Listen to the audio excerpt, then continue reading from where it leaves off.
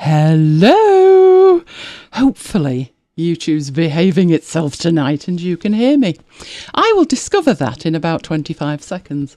But there's so many of you in the chat, so I'm going to say hello to each and every one of you in the chat. Really appreciate you being with us live. It is, of course, a fantastic opportunity to ask questions.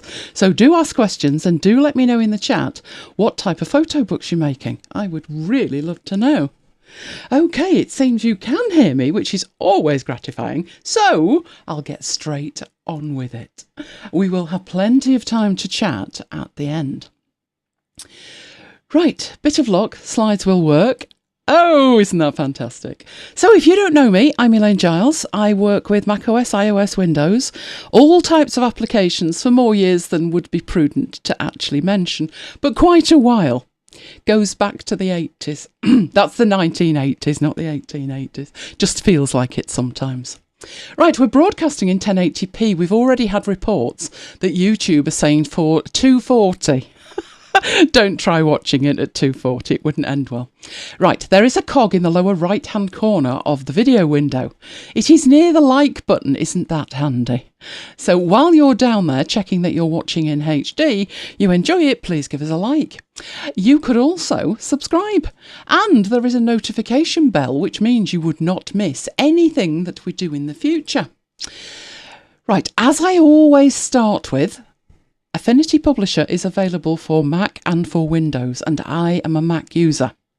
I do have the Windows versions. They are identical, except for one tiny feature, which we're not looking at tonight. So everything that works on the Mac will work on Windows. If I mention a shortcut key, I will try and remember that Command equals Control, but if I miss one, Command equals Control. Simple as that. Right, we are going to be designing a photo book in Affinity Publisher. There's a lot to cover if you're going to design a photo book in Affinity Publisher.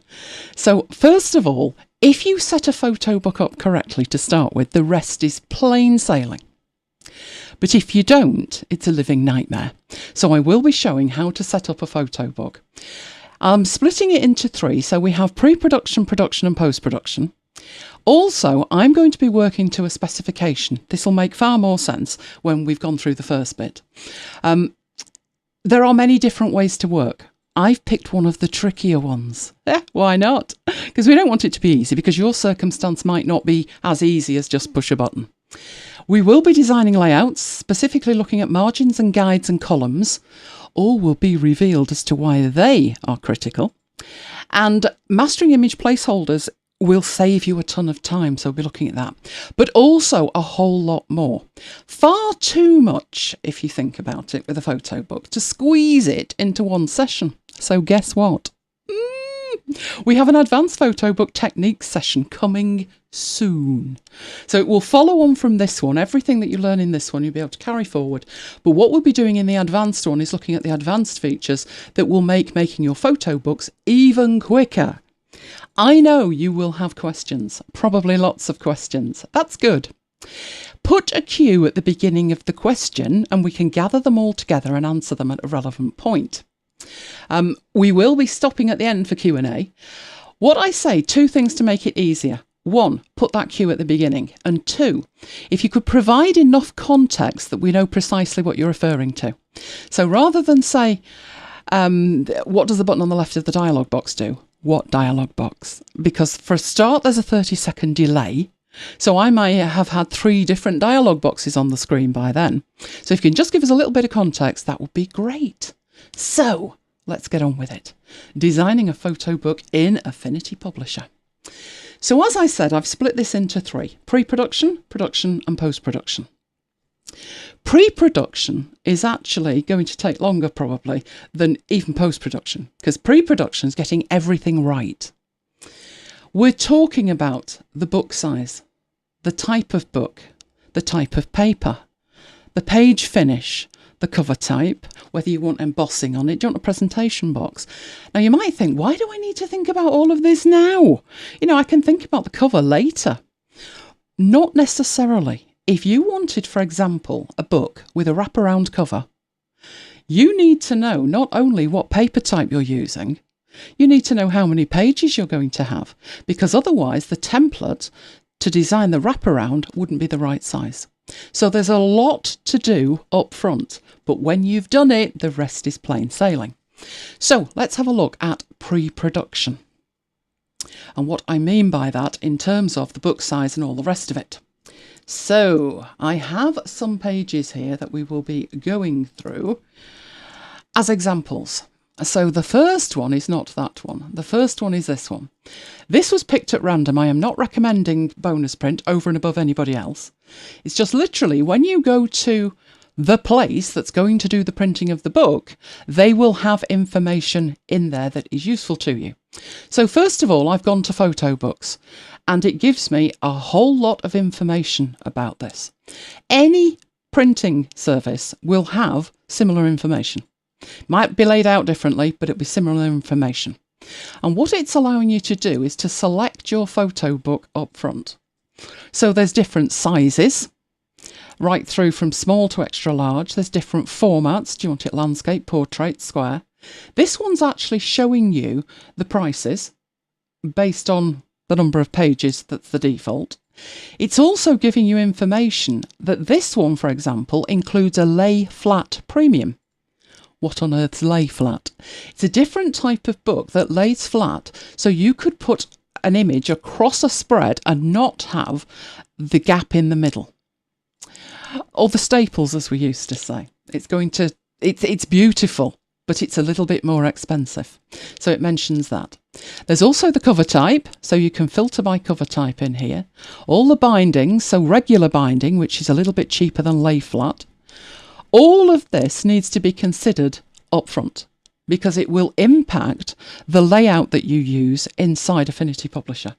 So that's why you need to go to a site like this or whichever one you're using for print and literally read the print off the page. So as I keep going down, it then talks about the cover options. Not much in the way of explanation, to be honest, but obviously a photo cover, you would be able to wrap around it. They do look stunning. And then it does explain that this is a standard binding and this is a lay flat. And that's going to cost 53 pence a page more to have it laying flat. But it does look amazing. Now, from this image, you can actually see the impact of having more pages. So these pages can be different thicknesses, and that would impact the thickness of the spine. So that's why you need to know all of this stuff up front. That is just one service. I have another service here, which again, it's going to take you through what they offer. Lay flat, hardbacks, softbacks, what paper that you want to use. And these papers will be different thicknesses, and that's why you need to choose up front. And they do their best to show you what the impact of that is. So standard pages can look quite dull. Having said that, these pages, the Pro Photo Pearl and the Luster, there is like a shine on them, a gleam on them, which you might not want, in which case you go for the standard. But this is the kind of information that you have. So those are just two of those. I'm going to go back into here and then talk about some other things and then have a look at them. So at the pre-production stage, you have 4 options before you even contemplate Affinity Publisher. You could download a plugin and install that into your application of choice. But the problem with that is everybody's application of choice at the print service level is InDesign, and there isn't a plugin for Affinity Publisher, so we can skip that one. There's also the option to put in all of the information and the service will create you a template. You can download that and work with it. Problem with that is it's an InDesign file. A specification is where you manually map the information that the print service have given you to a file in your application of choice. You then, at the end of the process, create a PDF and send it for print. That's the one we're going to be using. There's also an option to create from scratch, which I'll look at in the advanced one. But basically it means just find out from the print service what size the pages are. That's it. That's all you need to know. Make that the size of the page in Affinity Publisher and then the magic happens later. But as I say, the one I'm going to work with is the specification. It's probably the best one to work with. So let's have a look at those options. So in here, these are the options. I've just scooted them down so it's more obvious. But this first option that you have here is don't use Affinity Publisher at all, use their software. Not really an option. You've got Affinity Publisher, that's what you want to use. These two options here are the InDesign plugin. The Adobe Lightroom doesn't need a plugin, it already has a plugin pre-installed for Blurb. So that has the opportunity for you to lay out a book and send it straight to print from the application itself. You'll notice from this, sadly, we do not have Affinity Publisher. So that's why I came down to this one, which was the third of our four, which is create a PDF and upload it. There is also the option here, should you wish to go that way, that you could use your phone or iPad. Oh, we might have Affinity Publisher for iPad very soon, just not right yet. So those are the options on that one. Let's move back and carry on in here. So we can't use the plugin. There isn't one for Affinity Publisher. We can't use the downloadable template with one caveat.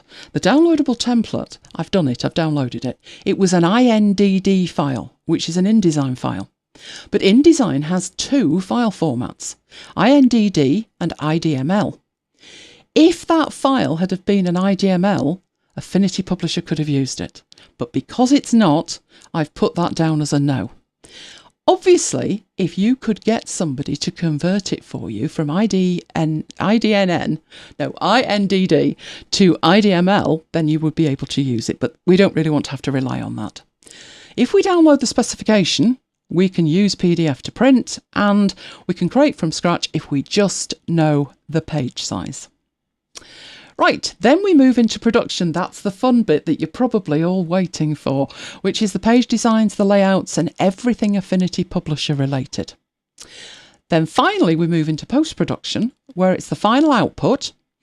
You could send it for print, you could PDF and upload it, and as I said, there is the manual way, which will be in the advanced session.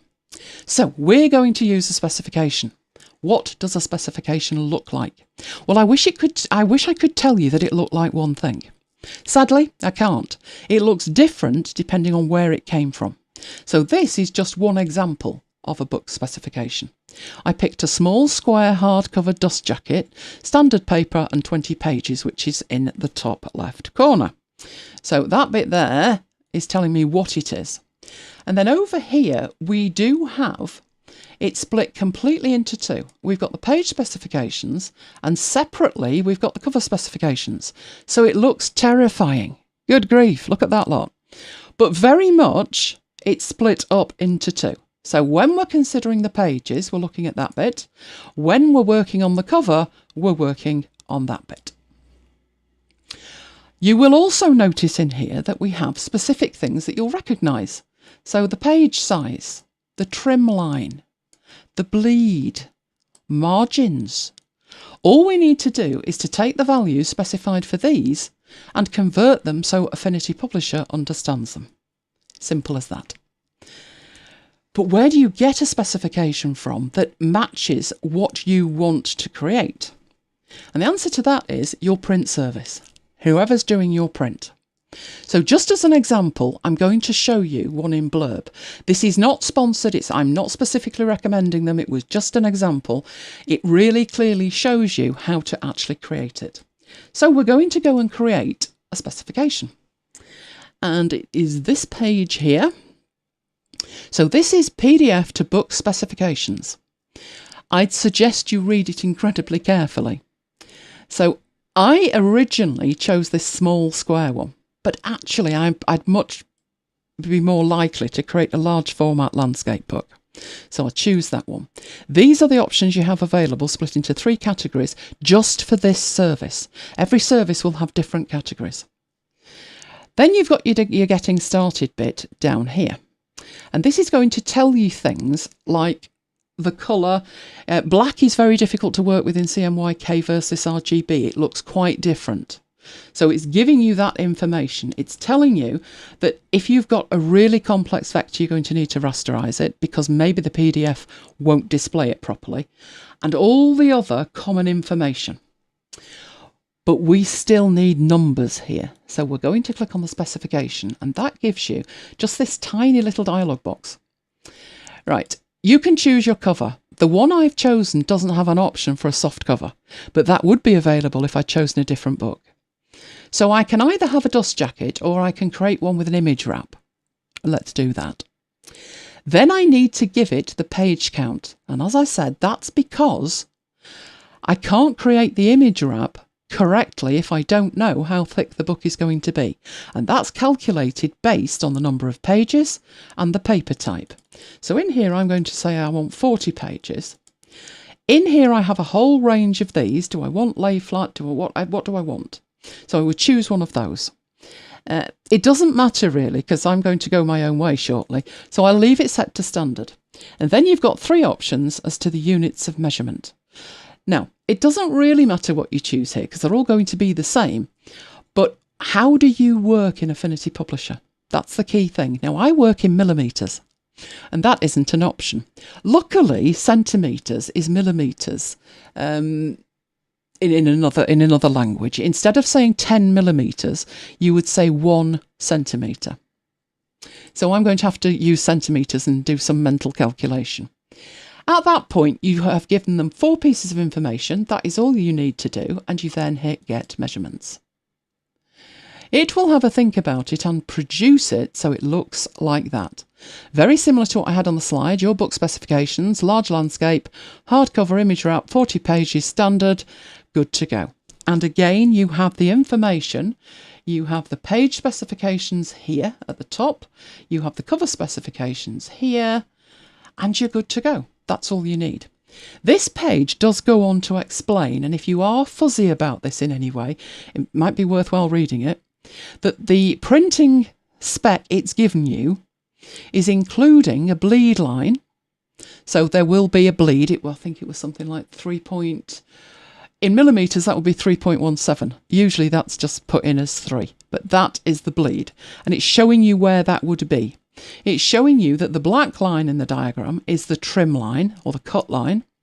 And then within that, you've got an area that is the safe text boundary, which is referred to up here as the margins, which is 1.27, which is about ½ an inch. So that's the information you have available from within there. I don't personally use a service like this. Never used a service like this. I use a standard printer, and my standard printer is called Printed Easy.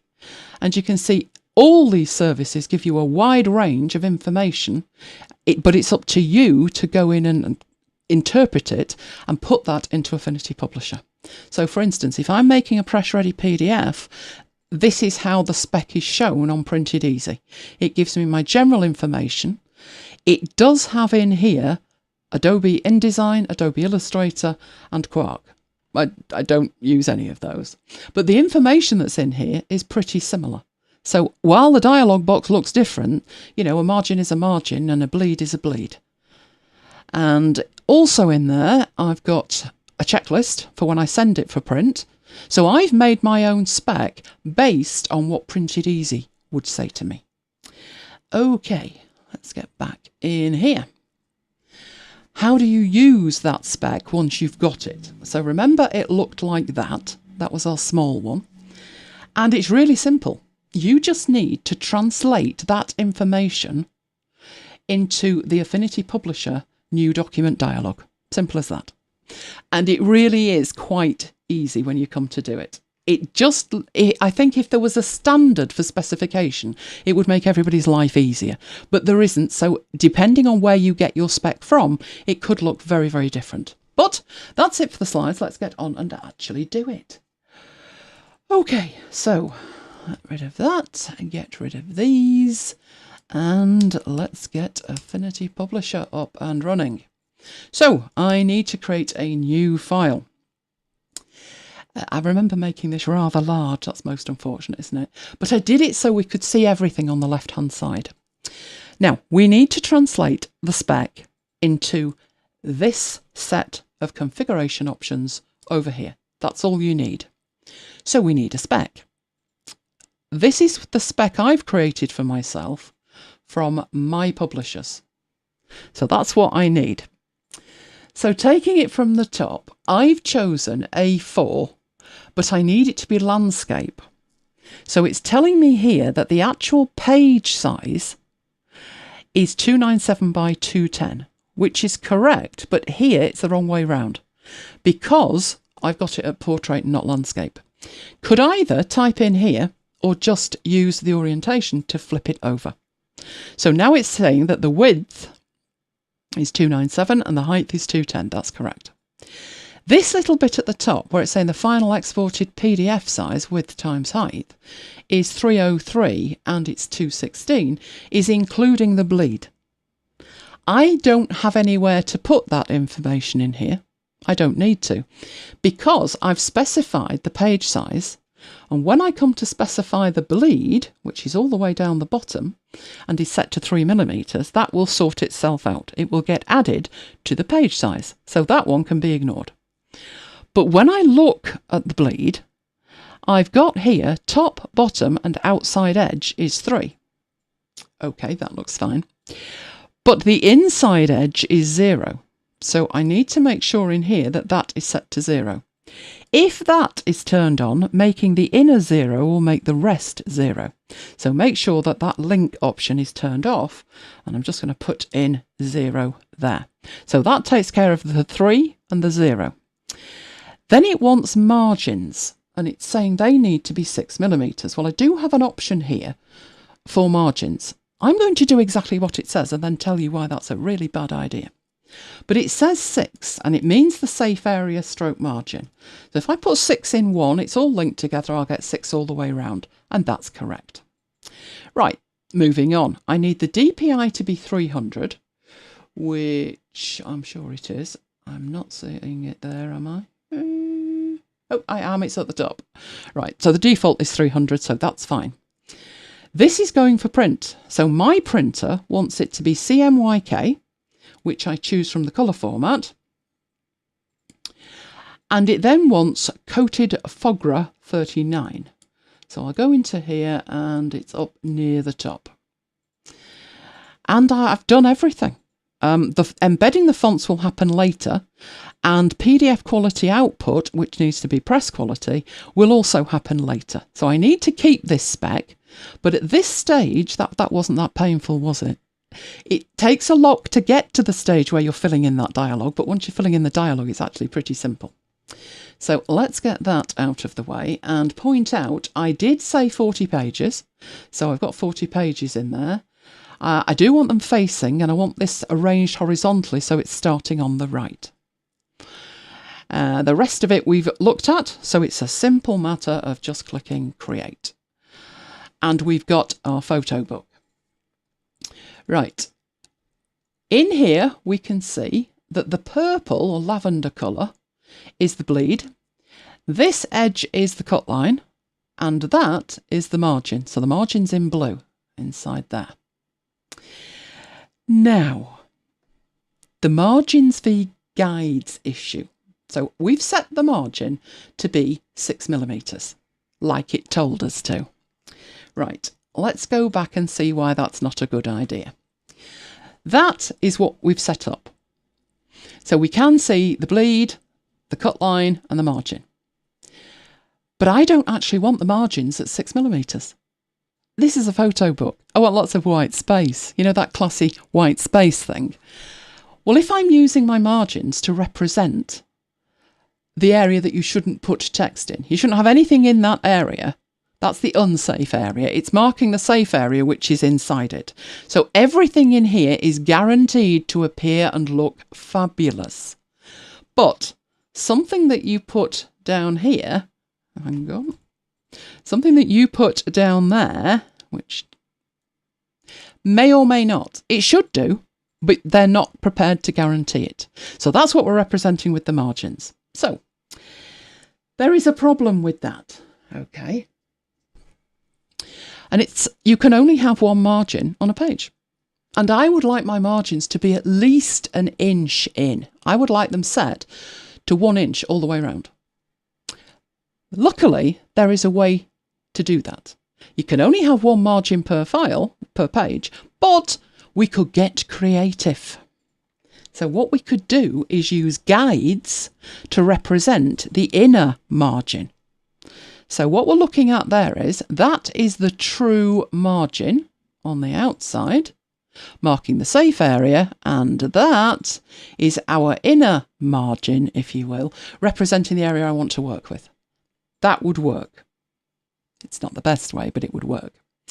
It also would work if I set it at 2 inches in to showcase a photo in the middle and put some text underneath. So what's the problem with that? There is a big problem with that. If I turn columns on, the columns are glued to the margins. I would want them glued to the guides, but they are glued to the margins. So they're always going to look, they're not going to be correct. They're always going to pull out to the 6mm mark. This is the problem. So that's what it looks like with 2 inches. So that is not going to work at all. Is there a solution? Yes, there is. It's a simple matter of deploying some lateral thinking and flipping the features. This might look identical. They are the margins. Now, when I say margins, I'm using margins in the term that the specification was using margins to actually mean the safe area. And I've marked them off with guides rather than use the margin feature. How can you tell the difference? Well, in the corner, the guides cross each other. Margins do not cross each other. And that works brilliantly. On this image, I've got dotted guides, which indicate they're on a master. And I've also got the margins that I want, which means the columns are perfect. That's at 1 inch and that is at 2 inch. So we did what the spec told us, but now we need to unbake that cake and fix it. And then we're good to go. Okay, so we put the margins in. Don't really need to do that. Definitely need to get rid of that. So let's lose it. Let's go into our spread setup in here. And we don't want our margins at 6mm. What we want to do in there is put what I will use mostly, which is going to be 25mm. And that will solve the margin problem. It will, however, leave me having to use guides to correct, well, to show the safe area. So what we need to do is bring up the guides manager, which is this. This does two things. It allows us to add guides and it allows us to add columns, remembering that the columns are inside the margins. So what guides do we need? Well, that's actually really simple. The first one's definitely simple. We just need a horizontal guide at 6mm. And if you look behind, that's exactly what it's done. It's put that as 6mm. We need another horizontal guide. This is going to be fun. And it needs to be 6mm from the bottom. So what does that mean? Well, the height was 210. You take 6 from 210, and that one should be at 204. What if it's trickier than that and you can't calculate it? Well, if we go into here and we said, well, look, it's 210 and I need to take 6 off. 210 minus 6, press enter, it'll calculate it for you. And it can get a lot more complicated than that. Right, vertical guides, we need 4, not 2, because we're working on a spread. So over here, again, first one, really simple. The first one is going to be 6mm. What's the second one going to be? Oh, now it's getting tricky. It's actually added that at 297, which is bang in the middle. I actually want it to be 297 minus 6. I need to move it in 6. And I'm going to be lazy and I'm just going to type it in and let it calculate it. Right, the other two. So we've 291. This is the next one. This needs to be 6mm in. So this time I'm adding 6mm to it. And that pushes it to 303. Oh, this one is potentially tricky. In the advanced one, I'll show you what I do with this, but I'll just show you it's really straightforward. I know it is 588, which should push it to the right place over here. And that's it. You are done. Now I've done that to the master. We have one master and I've done it to the master, which means it will ripple through to all of these, and I spy I'm missing one. Hang on, one is not right because I can see it missing.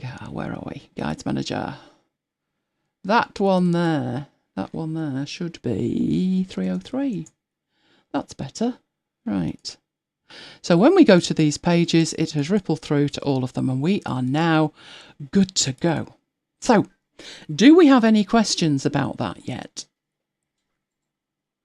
We have one question. Right. Is that question relevant at this stage? It was about the lay flat option.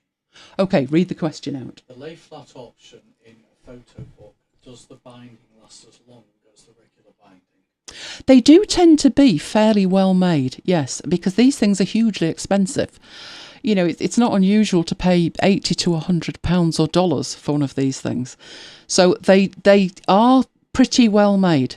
To be honest, the more pages you try and squeeze into a standard one, the more chance there is that the spine will crack, to be honest. So I personally, if it was really important, would definitely go for a lay flat. I just think it's easier to work with and it does look beautiful. So not necessarily, depends on where it's come from, what standard of production they're using. Okay, right, so let's move on with what we're doing next. Now, I am going to need different layouts here, but we're going to look at photos because that's what you want, isn't it? You want to look at photos. Right, for this first page, I'm going to put a photo on it. I'm using stock images today because it's not the images that matter, it's the principles here. So just for speed, I'm using the stock images. But let's say we wanted to put a front cover on here. I'm assuming you've all seen this. I'll be using those later.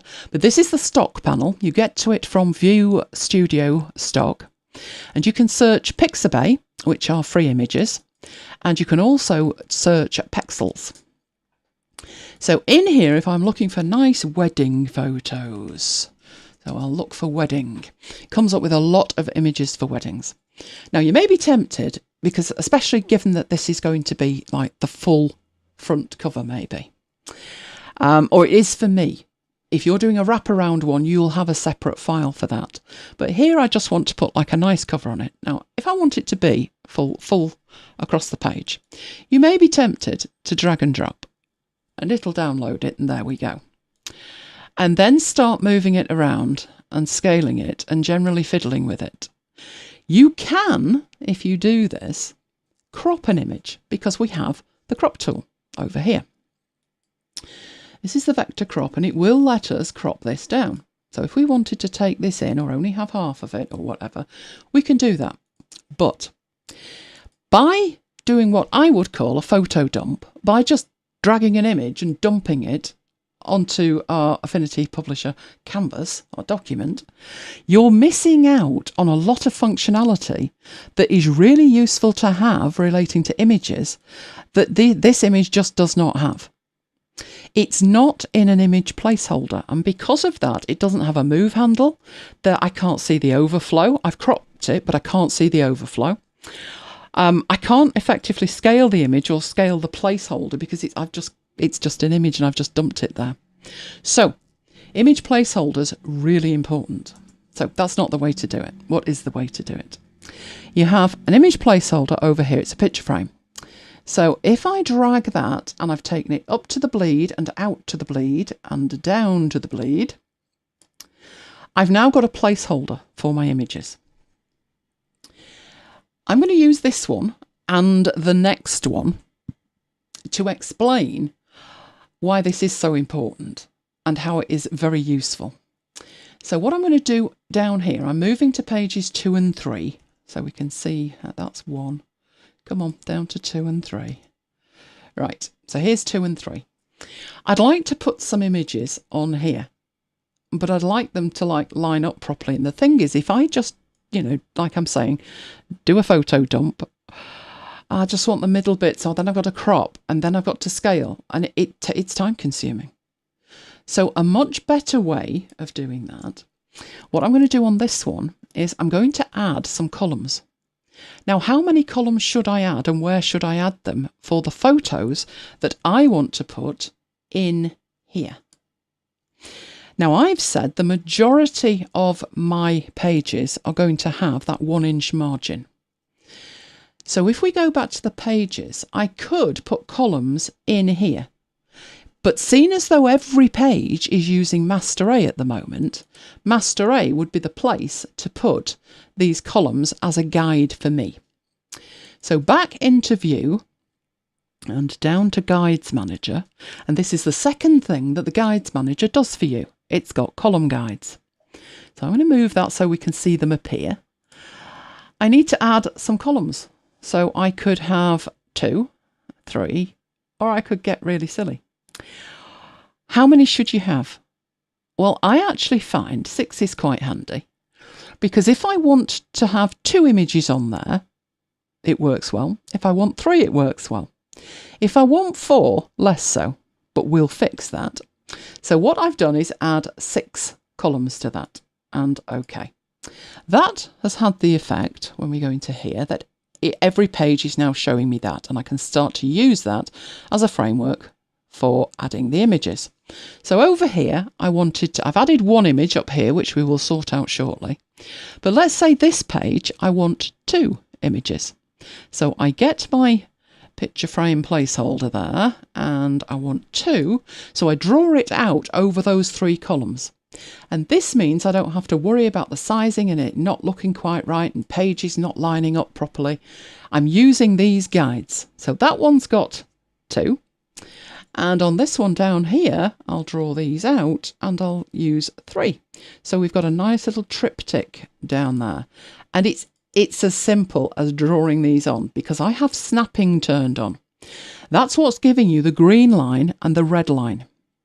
If you don't have that turned on, you can turn that on up here, enable snapping, and set the options if you like. I have not done that. I've just enabled snapping, and that lets me know that these things are in the right place. And they are picture holders, image placeholders.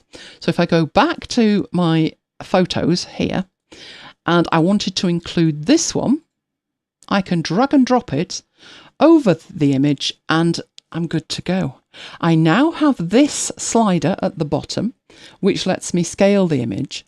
Actually, more important than that, you can see the overflow, which when you just dump an image on the page, you don't. So you can scale it with that at the bottom. You can also here use this, which moves it. So if I wanted that off to the side so we could see the rings, I can do that. And it automatically hides the overflow.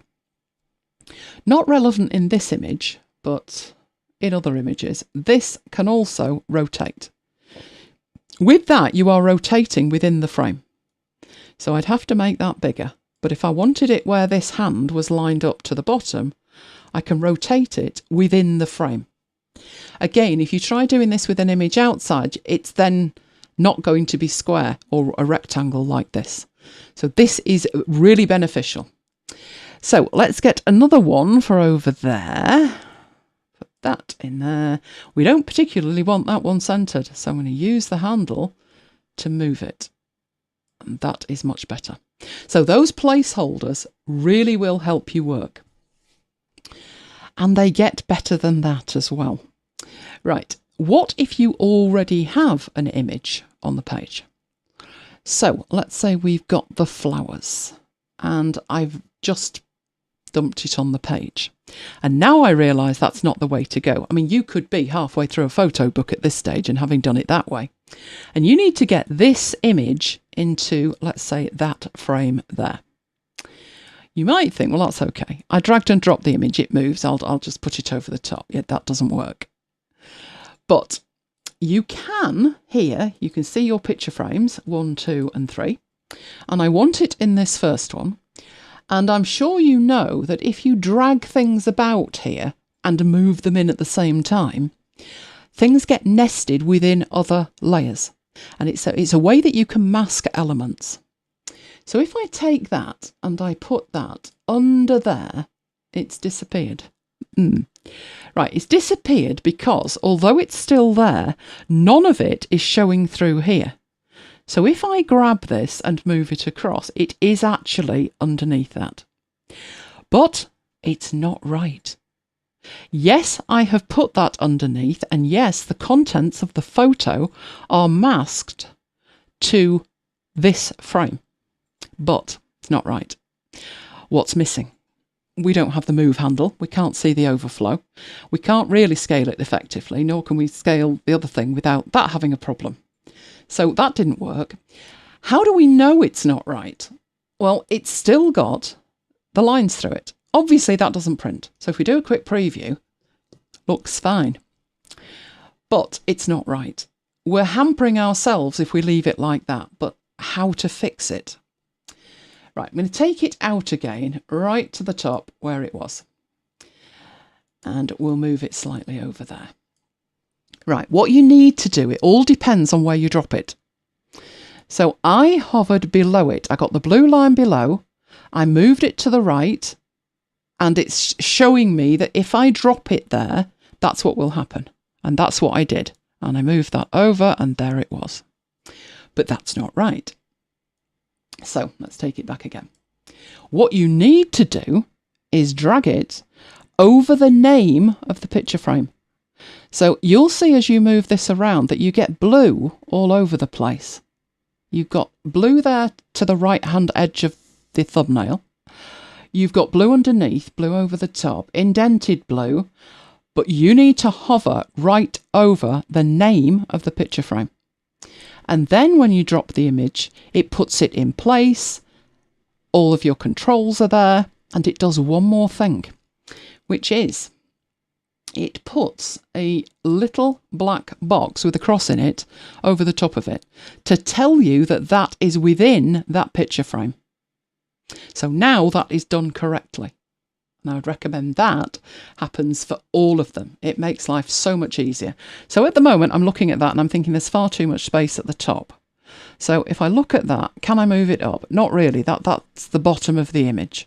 So what I should do with that, if I want it to fill the frame more with the flowers, is scale it and then move it up. So image placeholders, picture frames, they are your friend. Use them. Use them. Right, let's just grab some more images and do it the quick way. Drag and drop them over the top there. It is actually downloading these as we're going, and some of these are quite big. Oh, what should we have for the last one? Oh, how about the bride and groom? There we go. It's having to think about that one as well. That one's quite nice. I think we could scale it up a bit, though, and centre it a little bit more. Take that up there like that. Great. Right. So image placeholders, picture frames, learn them. Learn them. They are great for photo books. Now, scaled the image. Right, we're done on that one. So let's go back to that first one up here where we needed an image for the cover. Ooh, what should we have for the cover? It's not all going to be weddings, by the way. No, couldn't be doing with it. Let's have that one. Right. Now you'll notice with this one, which comes into play with the more advanced things, there is a bleed on the top, and there is a bleed on the right-hand side. And if we go right down to the bottom, there is the purple bleed.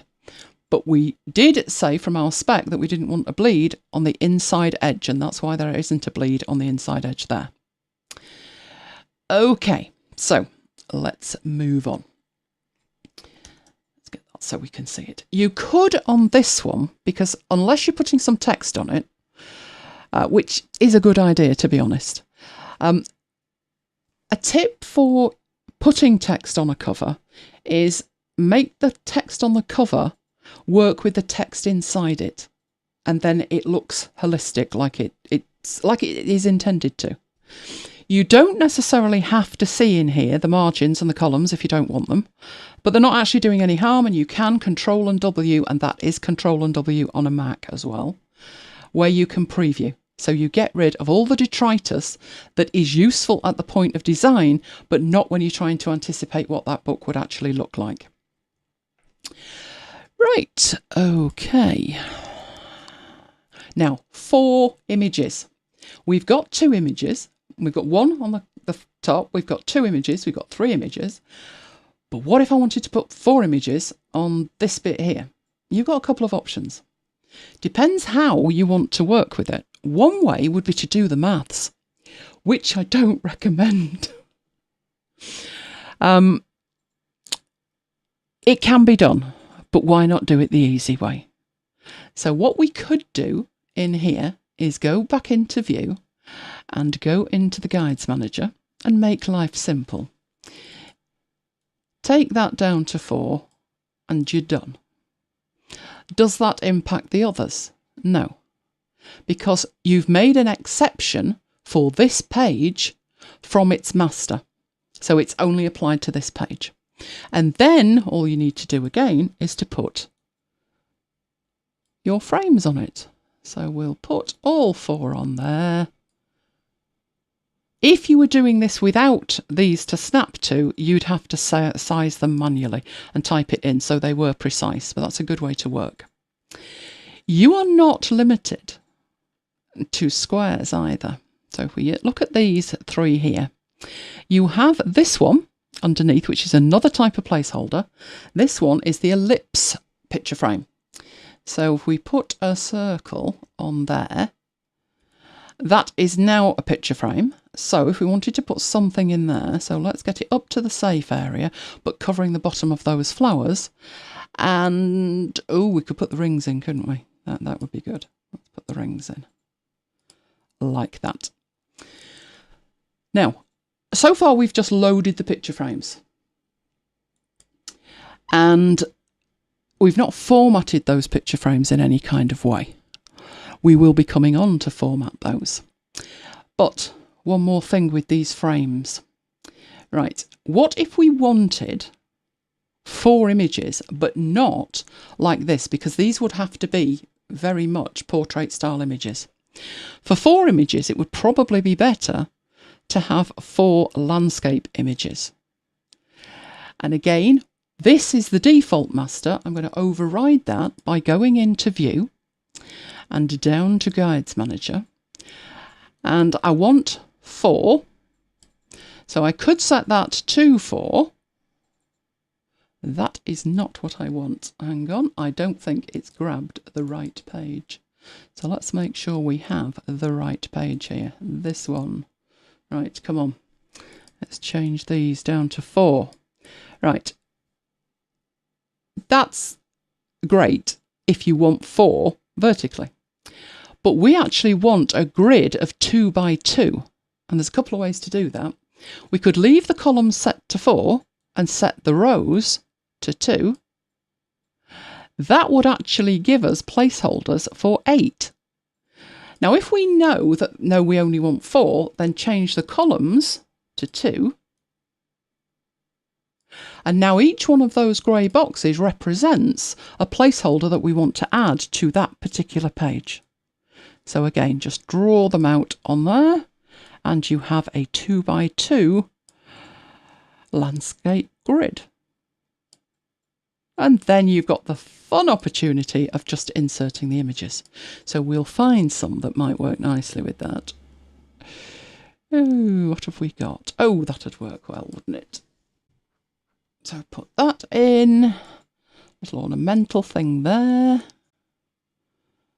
We'll have that one as well, and that one. And you've got a 4 layout. And obviously you can go 5 images, 10 images, as many as you want. So we'll do one more. Again, we're going to override the settings from the master with View Guides Manager. To be honest, I leave the Guides Manager open. I have it on another screen, but I leave it open. So what do we want to do with this one?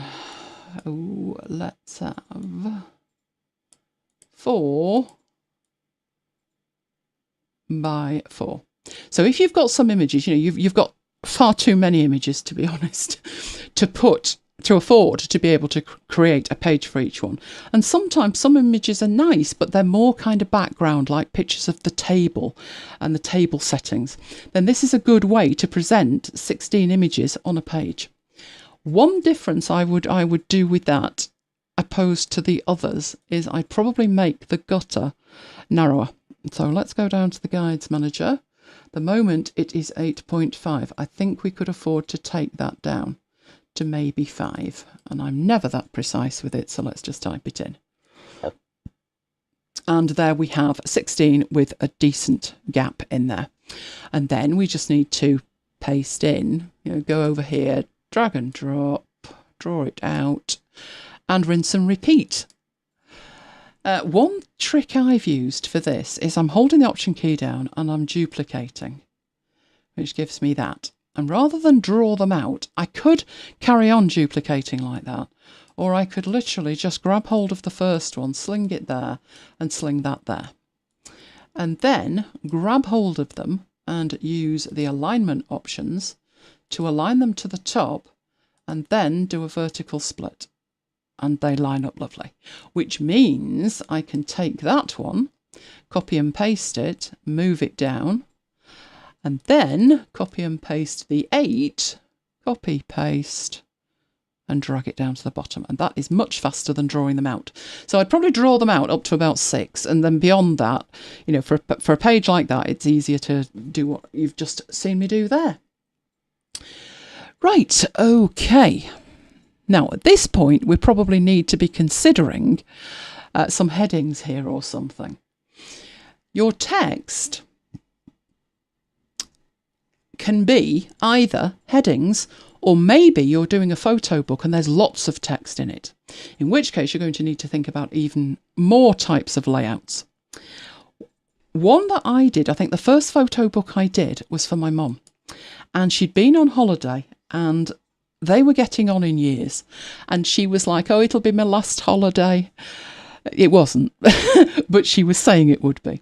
So I took the photos and I put them in a book. But the thing was, it was about a place called Carnforth, which is actually the railway station where they filmed Brief Encounter. And this is a big thing at Carnforth Station. There's mock-ups and all kinds of stuff. It's like a little museum. And she had all the photos of this. So I thought it would be nice in the book to actually put some text about it, about the film itself and who was starring in it and how long the filming took and like the background to it. And for something like that, you're going to need space for a lot of text. So if I was doing that, and this was like Carnforth Station, I would probably put a heading in it. Now, if I'm going to use artistic text for the heading, so let's say I want to put a heading there. Carnforth Station. Right, that is handy to use artistic text so I can get it to fit. Before I start fiddling with that, I need to choose the right font though. So it would be something more like Trajan, which is quite classy looking. Now, the reason that I choose the font first is that takes up a lot more room when it's Trajan Pro than it did with the default. And then I can make sure that that text fills the space. Remember that if I wanted to have 2 lines on it, so we put that, press enter, put it there. If we wanted an index for this, we've just broken it because I put in a hard return. What you would need to do is hold the shift key down and press enter, and that is a soft return, and in your index and your table of contents that would work perfectly. But here I just want that to fill the space, so I've used artistic text for that, and it will work in an index and my table of contents. Right, then I need to put a text frame below that that's going to have the information in it. So simple matter of just adding text below it. Then I need to work out how would I want that text displayed. And it's more difficult to read a book where the text stretches across the page. So I definitely want some columns in there. At least 2, but probably 3. So that's simple enough to do at the top with a context toolbar. Then I need to format that text so it looks nice. So I'm going to use some filler text. So let's insert the filler text in there. Right, not great. Black is very, very harsh. So I think I'd have that formatted in a darkish grey. So luckily we have a greys palette here, and I want it quite dark so I can read it, but just not as harsh as the black. I would probably do the same up there as well and change that. And I've no idea which one I selected now, but let's just aim for that.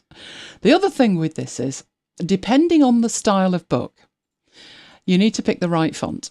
And normally I work sans serif all the time, but photo books look great with a serif font. So what does look really nice is a Times New Roman, Times Roman, something like that. So let's go for Times New Roman. That looks okay.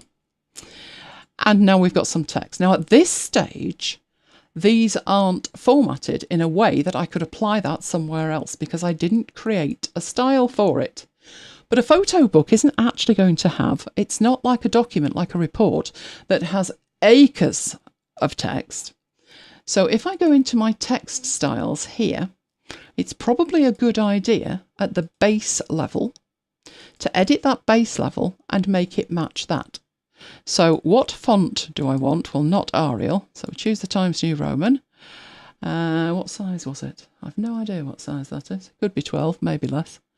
It's 12, and that's probably about right for that. The other thing I'd need to do is to change the colour of that to one of my greys, which was over here, and OK that. Right, this style in here is not styled. So as I select this, it's no style paragraph style and there's no style character style. So I really want that to be body text. Doesn't look like anything happened. That's because of the style tree. The base style ripples through to the body style. So anything I set up for the base style appears with the body style. If I want an exception to that, then I would edit the body style, but I don't.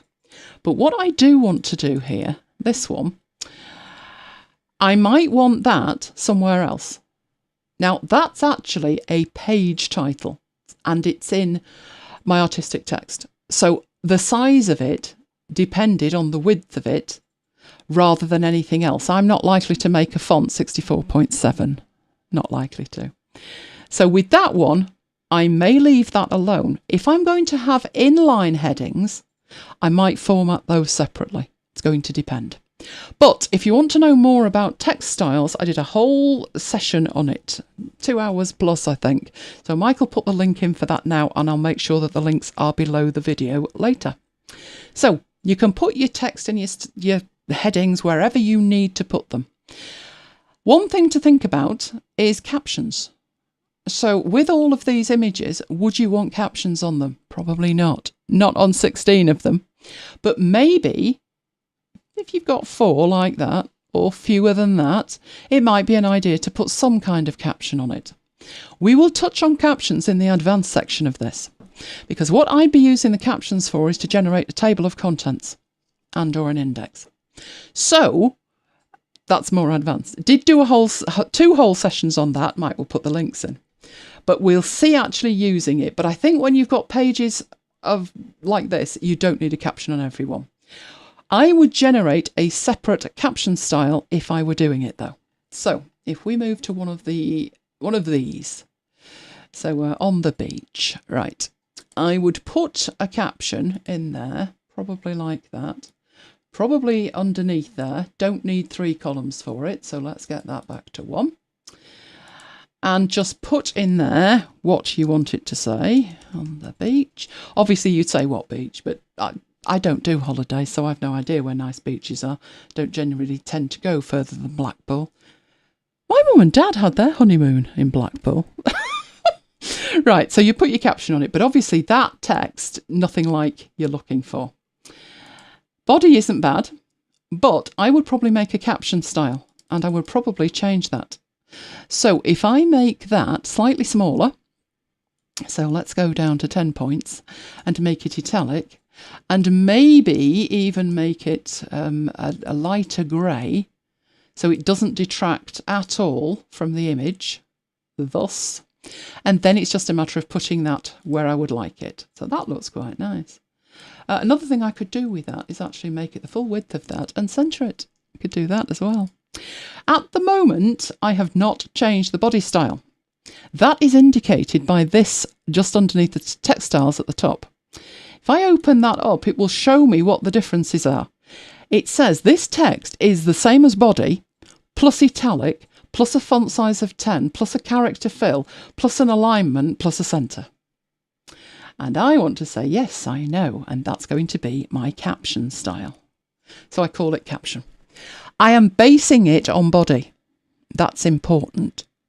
So OK to that. And now here, that is the caption style. Here's why it's incredibly important that you use the style tree. Back at the base level, if I go in and edit that and I change the font from Times New Roman to something totally stupid. What's Adventure, that's totally stupid. Okay. Even that changes. It wasn't, I didn't reformat it, but it's the hierarchy of the styles applying. So I think we should probably change that back because it looks utterly ridiculous. Right, let's change it back to Times New Roman and we are done. Right. Awesome. So now might be a time for questions. If you've got any questions, do we have any more questions? We do. You turn my microphone on. It is. Okay.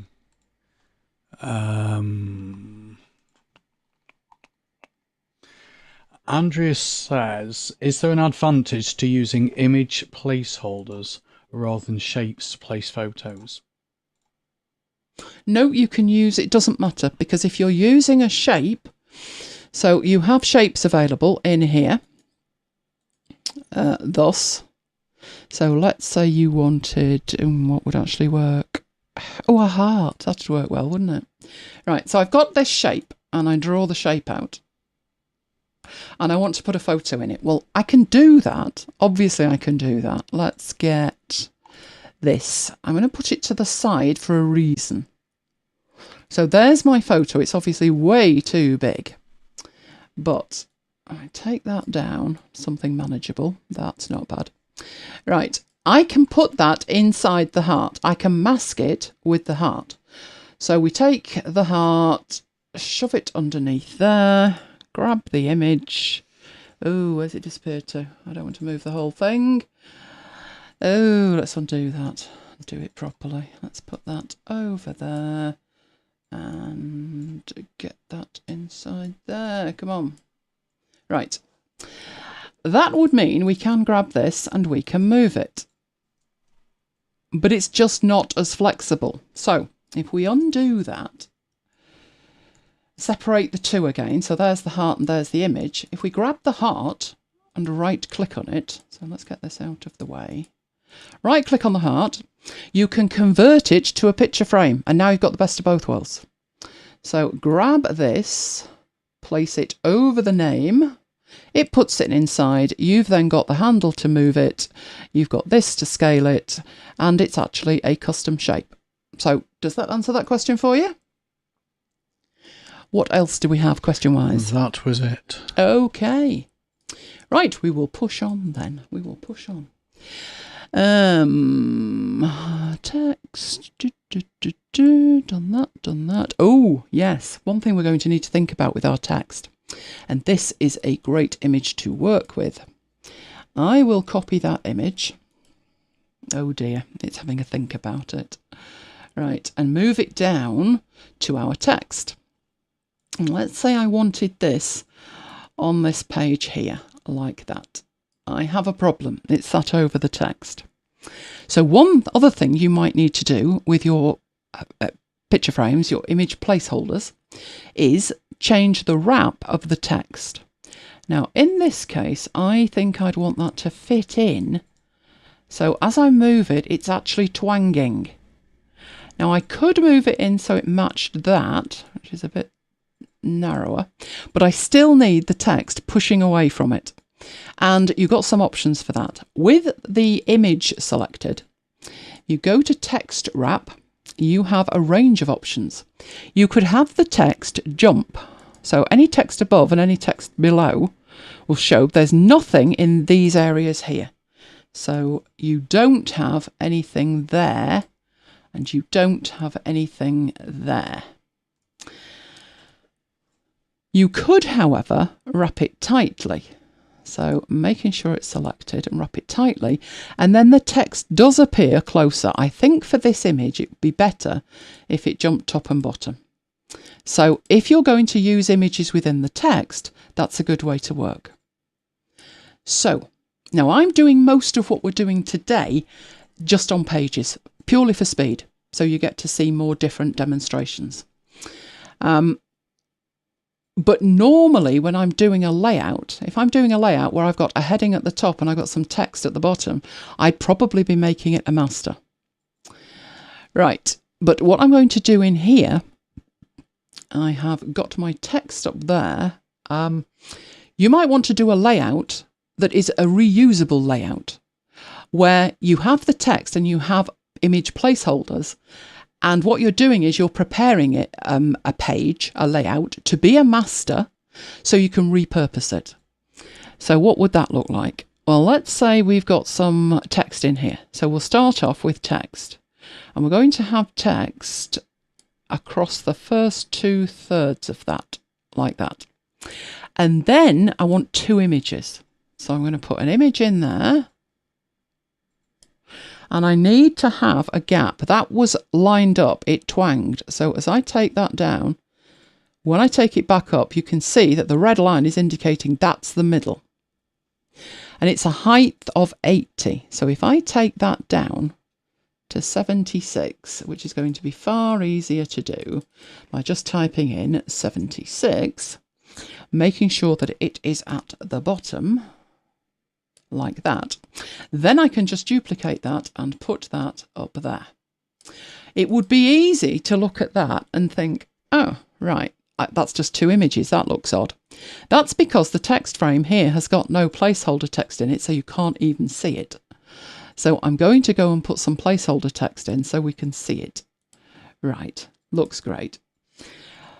Now, if I wanted one of these images, so what I would probably do with this is take the 3 of them and put them on another page and then start playing around with them. So if I wanted here just one image and I wanted it to start over here, but I then wanted to move it in like that and have text at the top and bottom, despite the fact that this placeholder has got no content, I can still go in and change the text wrap. So I could make that one square. And that way, when I come to put my text in it, I can just paste it over that, and then I can put my image in there. And of course, it's just a matter of making as many of these as you particularly need.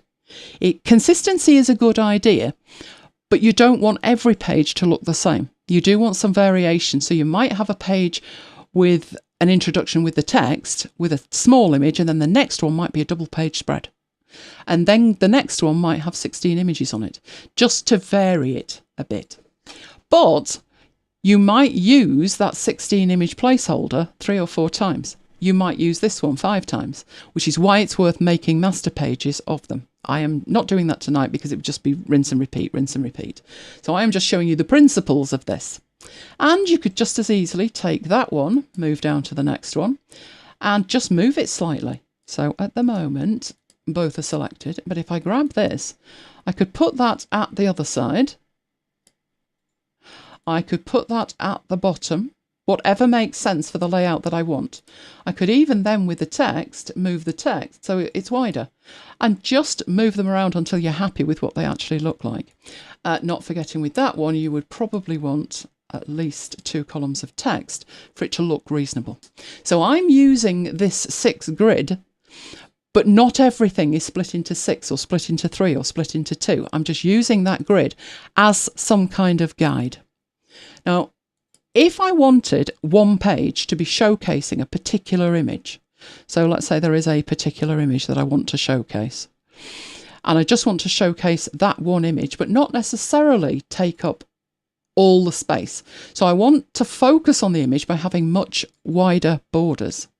Then I can actually go into that and I can change this to the 50 that I was working with. My columns stay within the margins. That was the whole point of what we did at the beginning. And then I can put my image on there Obviously, I don't have a placeholder for that, but I'll go and create one because the image, I might want to scale it, move it, generally fiddle around with it, put it over the name, that pops it inside, and then I can have a play with it, see what looks best. So making it a bit bigger and moving it in from the right-hand side.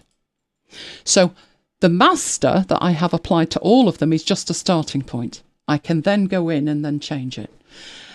Like that. Right. I'm going to make a particular layout here to show you how to change layouts. So the layout that I have actually got here, let's have a look at it. Hopefully the same images will come up. I'm sure I typed wedding and now I'm not seeing the image. That's typical, isn't it? It was a lovely blue background, which I'm not seeing. Where are you? Maybe I did put weddings and maybe that's different. Okay, let's put weddings and see if it's different. Oh, come on. Oh dear, it's in a mood. Right, let's have a look. Blue background, blue background. Oh, isn't that just typical? It's vanished. Right, okay, what I'll do is, I've got a sample that I created. I will open that and I will take it from it. So let's go in here. These were some layouts that I was doing, but somewhere in here. Oh, it wasn't, it was sample, is that sample 3? I think it was sample 1. Let's have a look. There's sample 1. Right, there, no, there you're not. Right, there you are.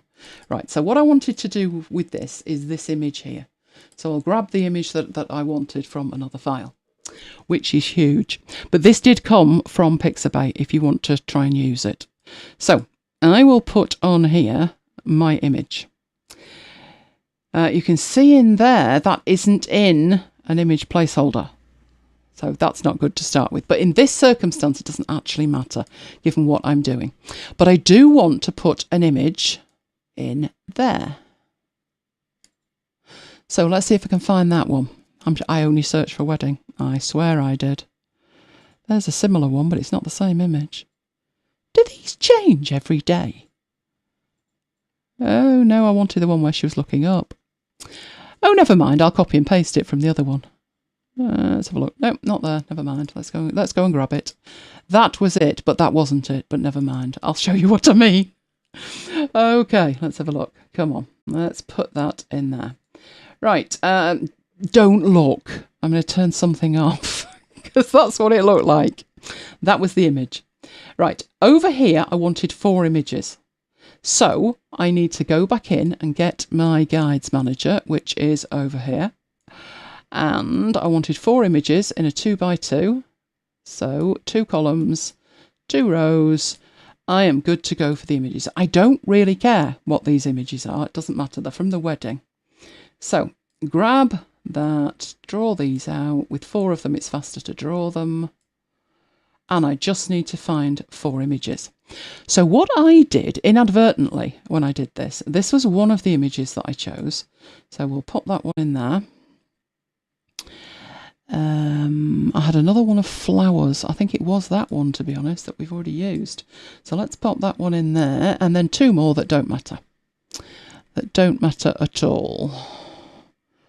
We don't really want the honeymoon at that point, though, do we? Why haven't we got one of the cake? That's a thought. What should we use? What should we use? Let's have that one. And one more. That looks party-ish, doesn't it? Let's grab that one.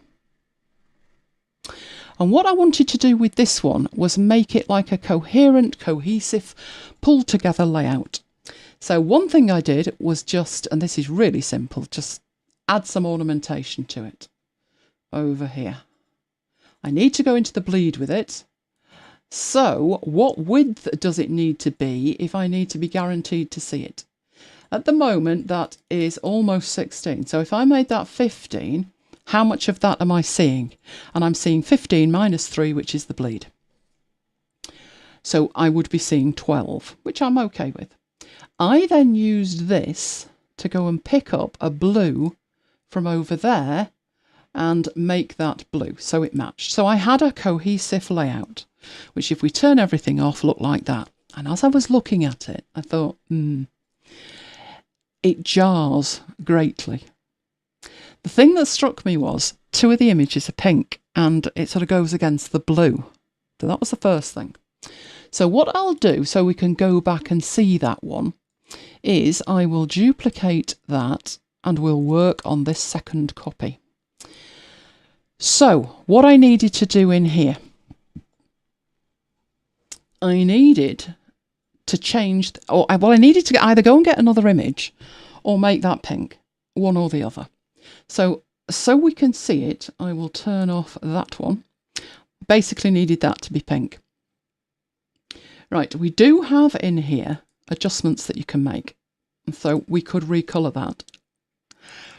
That actually isn't bad, but it's not quite right. So this is the one I've got applied because I've got the finished thing in there.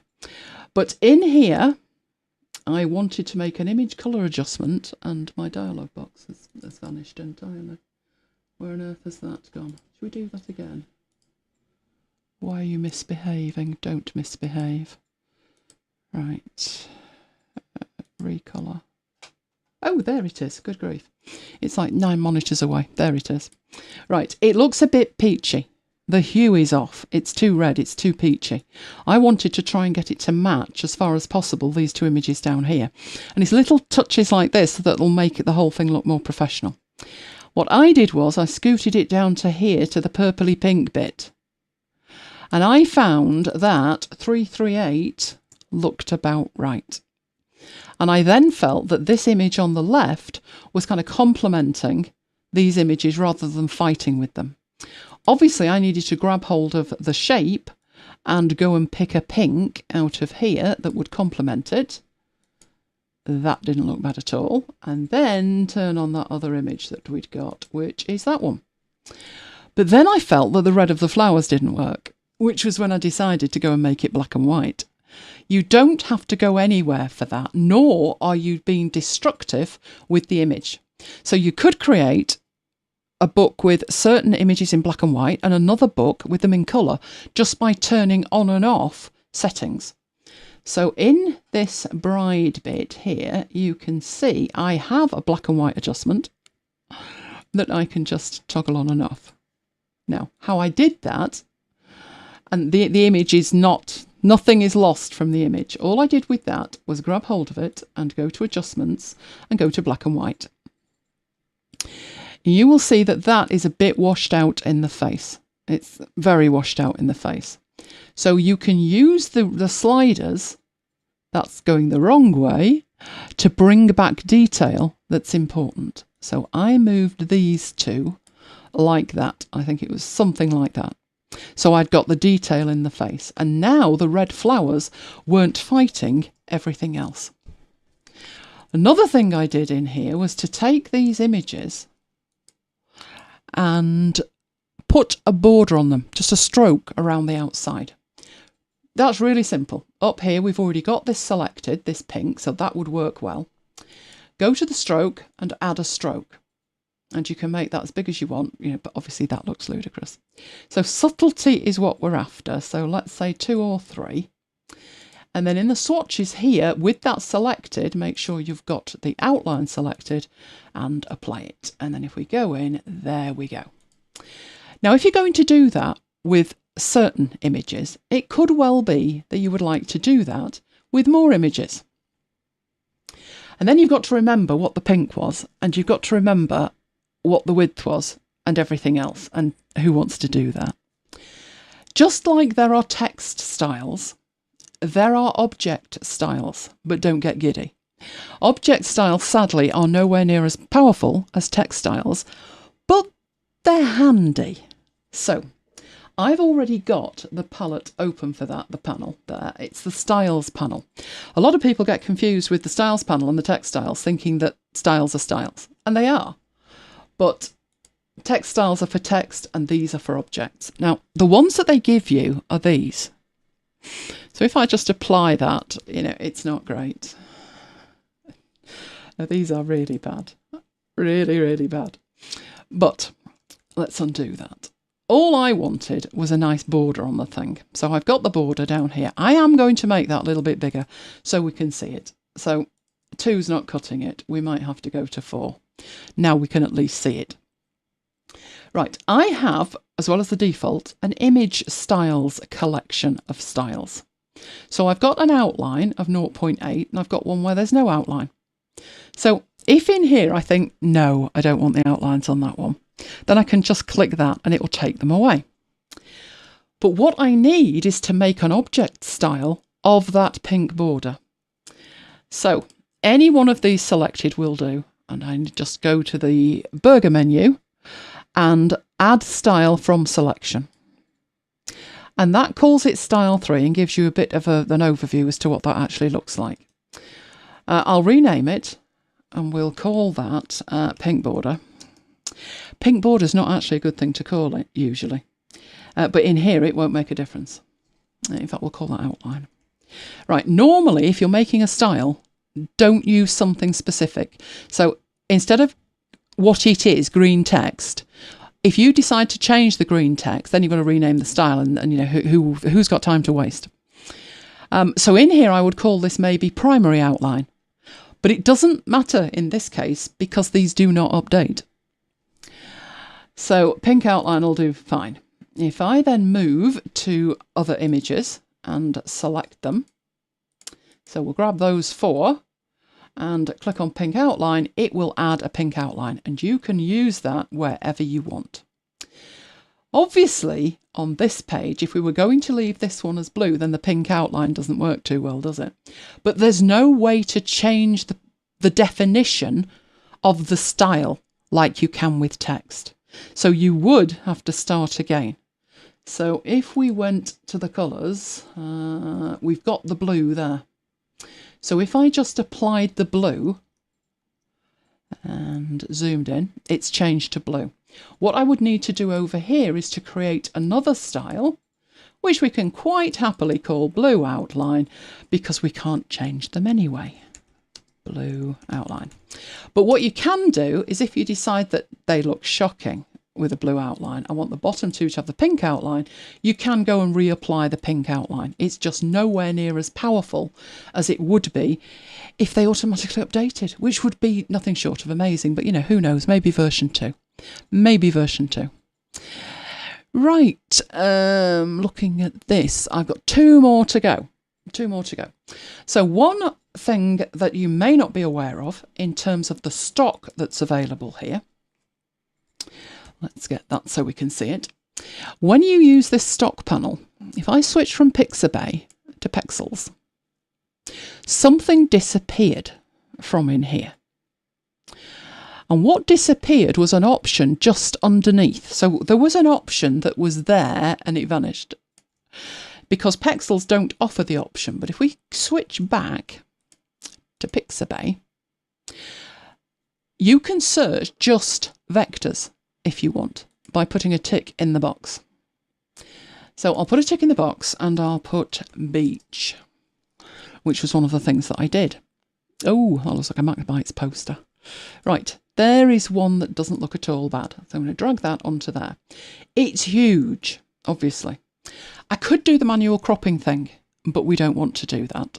So what I'm going to do, I mean, this is literally huge and it's hanging off everywhere. What I'm going to do is add an image placeholder to this, and I'm going from the bleed in the top left all the way down to the bleed in the bottom right. And that is my image. So this image, which is my vector, as long as I'm on my layers, I can take that over to the name of the picture frame and drop it in. And that way you've not got distracting things hanging off the end. You can also, of course, play around with it. Is that the best look? Well, you need it that wide at a minimum. But what you could do is move it up and down. So I know that looks ludicrous, but remember what you're doing with this. You're displaying holiday photos. So this gap underneath here would be great. A great place to put all of the photos. Alternatively, which was the one I did, I think I took that down So I had a lot of space at the top and the sun was virtually setting like that. But it really doesn't matter. What you're doing is you're adding that as a background for you to then overlay your photos on. So let's lock it. So I'm not moving that as I'm adding anything else.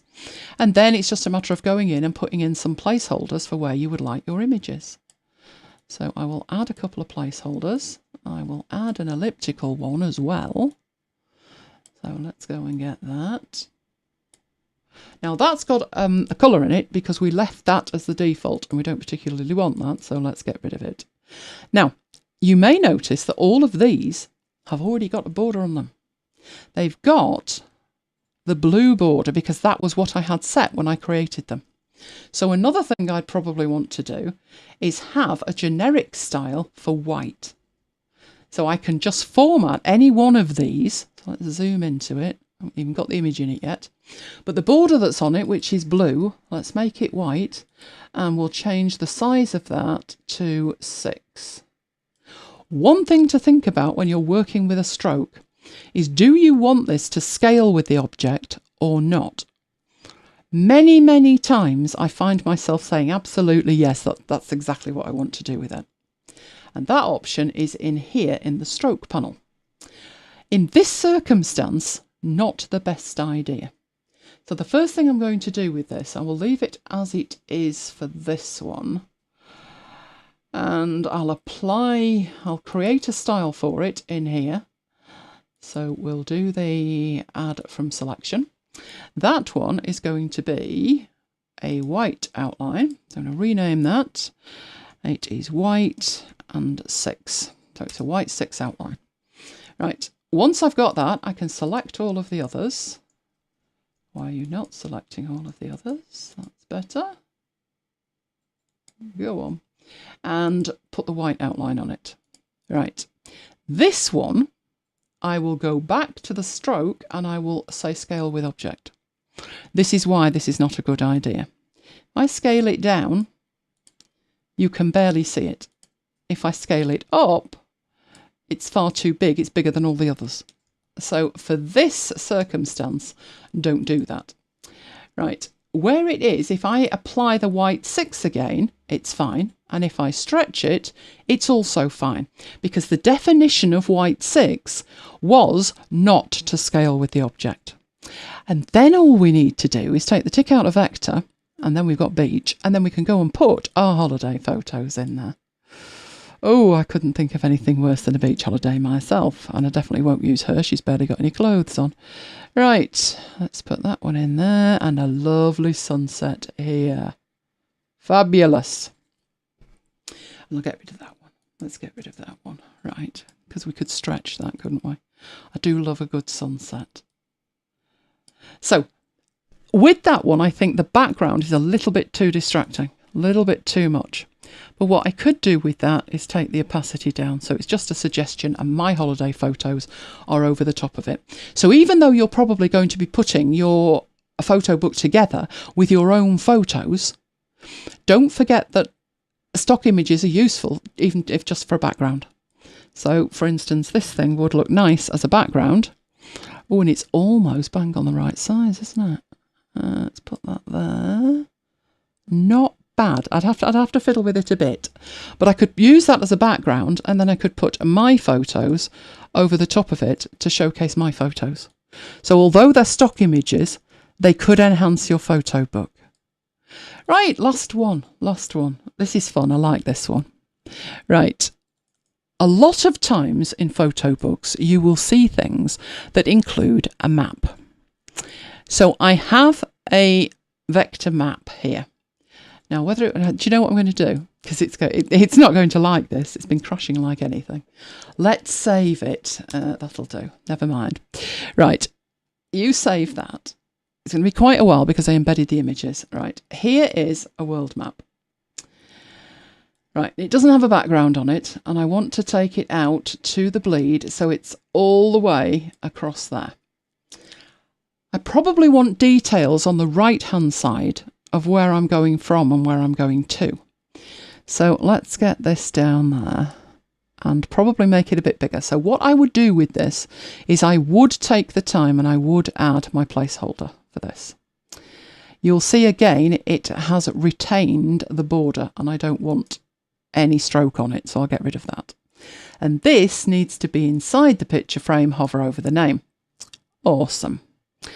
I think actually I can just about see on there what I want to see, but I'm going to make it a bit bigger. I need to see London. So let's make sure we can see London. Great, I can see where I need to see. And what people tend to do with this is put like a destination and where you left from. And obviously we're in the UK, so I'm going to need to see London here. And then on this side, put a couple of images that represent where you went from and where you went to. So we need a couple of placeholders over here. So that will do for that image over there. And I will copy it and move it to there for the other image. And then that leaves me some room at the top to put where I'm going from and where I'm going to. So I hope there's at least one person here who is appreciative of where we're going to. So this was London to, and it's going to need to be a lot smaller, isn't it? We're going to Seattle. Right, so let's make that fit on there. We would have been going from Manchester to Seattle, but apparently there's no direct flights. Who knew? So we're going to have to go from London. We've got to get to London first. Right, so in these placeholders here, I'm just going to want some pictures of London. What says London to you? The underground, really, but I think we need something pretty. So let's choose that one. So we're going from London, we're going to Seattle. That's an awesome picture. Right, let's have a look at Seattle. And some lovely pictures of Seattle. And I think Seattle, to me, this is on the beginning of Grey's Anatomy, so I've got to have that one. Right, awesome. Does it need changing in any kind of way? No, the width's okay, so I've just got to decide vertically where I want that. So we'll put it there like that. Right, now, that's all very well. We would have some text. We may have pictures of the airport. We may have pictures of our tickets, because that's kind of cool, isn't it? These photo books become more like a scrapbook, really. But our map. We need our map. So I'm going to zoom into just that bit. Luckily, I know where London is. Seattle's a little bit more on the hazy side. It's sort of there somewhere around here, but how close I wouldn't like to say. So somewhere around there. Right, we'll do to the left a bit, to the right a bit when I've finished this bit. But I do know London. Right, so I need to be able to see both where we're leaving from and where we're going to. And I need the pen tool. So we're going from there-ish to there-ish. It's not particularly impressive, is it? But it will be. It will be. Right, so that's the pen tool, and I've drawn a straight line. I'm going to make it red because I really want to be able to see this. So in our colours here, I will choose this lovely red. Possibly not that wide, though. So let's change the stroke from 6 to something that's manageable, something that looks reasonable. 4's about reasonable. But you never see it looking like that. There's more of a curve to it. So if we use this node tool, we can go into that and clicking on it, I can't really zoom in so you can see it, but right in the middle where the arrow is, next to it, there's a little wavy thing. And that is letting you know that you can click and bend. And you can do any kind of shenanigans with this, you know, if the plane took a detour. Right, but normally it kind of looks like that, a nice bend to it. The other thing that this line usually looks like is it's not solid like that. It's usually a dashed line. So let's zoom in so we can see the line. Right, clicking on it, I did actually double click there, but I'll click on it once. Up here in this dialog box, in the stroke, we've got the option to have either no stroke, a solid stroke, a dashed stroke, or you can even have a textured line. Well, we're going to use this dash style, which makes it look like that, which still doesn't look right. It now looks like a string of sausages. But down in the dash area here, where we have 4 text areas that we can put text in. The first one is the size of the dash, and the second one is the size of the space. So if we change that to 3, we've got bigger sausages. But if we change the gap to 3, we've got a nice dashed line, which looks awesome. So let's zoom out so we can see it looking awesome. Brilliant, love it. There's just one thing missing, and that's the plane, because they usually do have a plane next to it. I actually have a plane. Here's one I made earlier. This is just an SVG of a plane. So I'm going to drag and drop it in there. Right, it's opened it up independently, but not to worry, it's a curve. So I'm just going to copy it and go into there and paste it. Paste it in the top corner. We're not going to worry about that. And we probably need it there. But oh dear, it's going the wrong way. That's the going home way, isn't it? Now, rotating it won't really, well, you'll have it will point the right way, but you'll actually have it upside down for other things. So the easiest way to do this is just to flip it horizontally. So that's the outbound journey. And it'd be nice if the plane was red as well. So I'll go and colour the plane red. Let's go and get that. That's the border. Let's make it the fill. There we go. Our red plane just above the line. And we're on our way to Seattle. I did actually check the prices while we're at it. Going to need more kidneys. It was £956 one way. Seattle must be fabulous. You could get it cheaper, but it was like if you book now for 2028.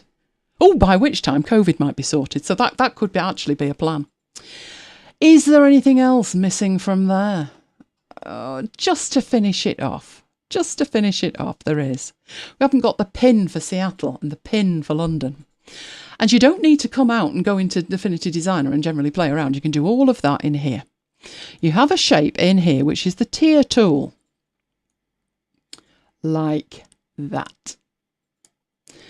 Yeah, totally wrong. Totally wrong. But if we flip that round and then go back and get a circle and put the circle like that. Might need to be a little bit smaller. Not quite sure. Let's zoom in and have a look. What I want to do is put that over there. I would say it does need to be a little bit smaller, like that. That looks about right. Make that one have a white fill. There is the white fill. Select the two of them, group them, Command and G, Control and G on PC. And we are going from here, copy that over there, and I think we'll have the background of that be green, because that's where we're going to land. And now we've got pins on it. I do think that needs to be a little bit smaller, but we're almost there, aren't we? So this is the kind of thing that you can add to your photo book, which you didn't, when you used to take your photos in and you got them back and they were 6x4 and that's it. This is the kind of thing that you can really add, I would say, value to a book, because some of these services allow you to publish a book and then people can order it. So if somebody wanted a book of your holiday and you'd made one, they could actually buy it if you allowed that. And to put things like this in just gives context to some of the pictures. I remember sitting at a friend's, they weren't friends of mine, they were friends of my mum and dad's, when I was about 7. And you know when they say, oh, we'll get our holiday pictures out. That's bad enough. But these were slides, so they had to get the projector out and the screen out and everything else out. I think I was asleep after 2 minutes. But this really adds something to it. You can even put information in about the flight, information in about Seattle, what the airport's like, etc. And like I say, it just really, really adds value to it. Right, so that was the last demo. The last demo for the not advanced one, because there's advanced as well. So let's head off into there. So to recap what we did, I specifically used a specification, which I transposed into the new document dialog of Affinity Publisher. And by now, you probably know more than you ever wanted to about the setup of a photo book, because we covered the pre-production, the production. We will cover the post-production. Should I do that now? I probably should, shouldn't I? Just output it. Okay, I'll go do that. I didn't actually output the final thing. Right, that couldn't be easier.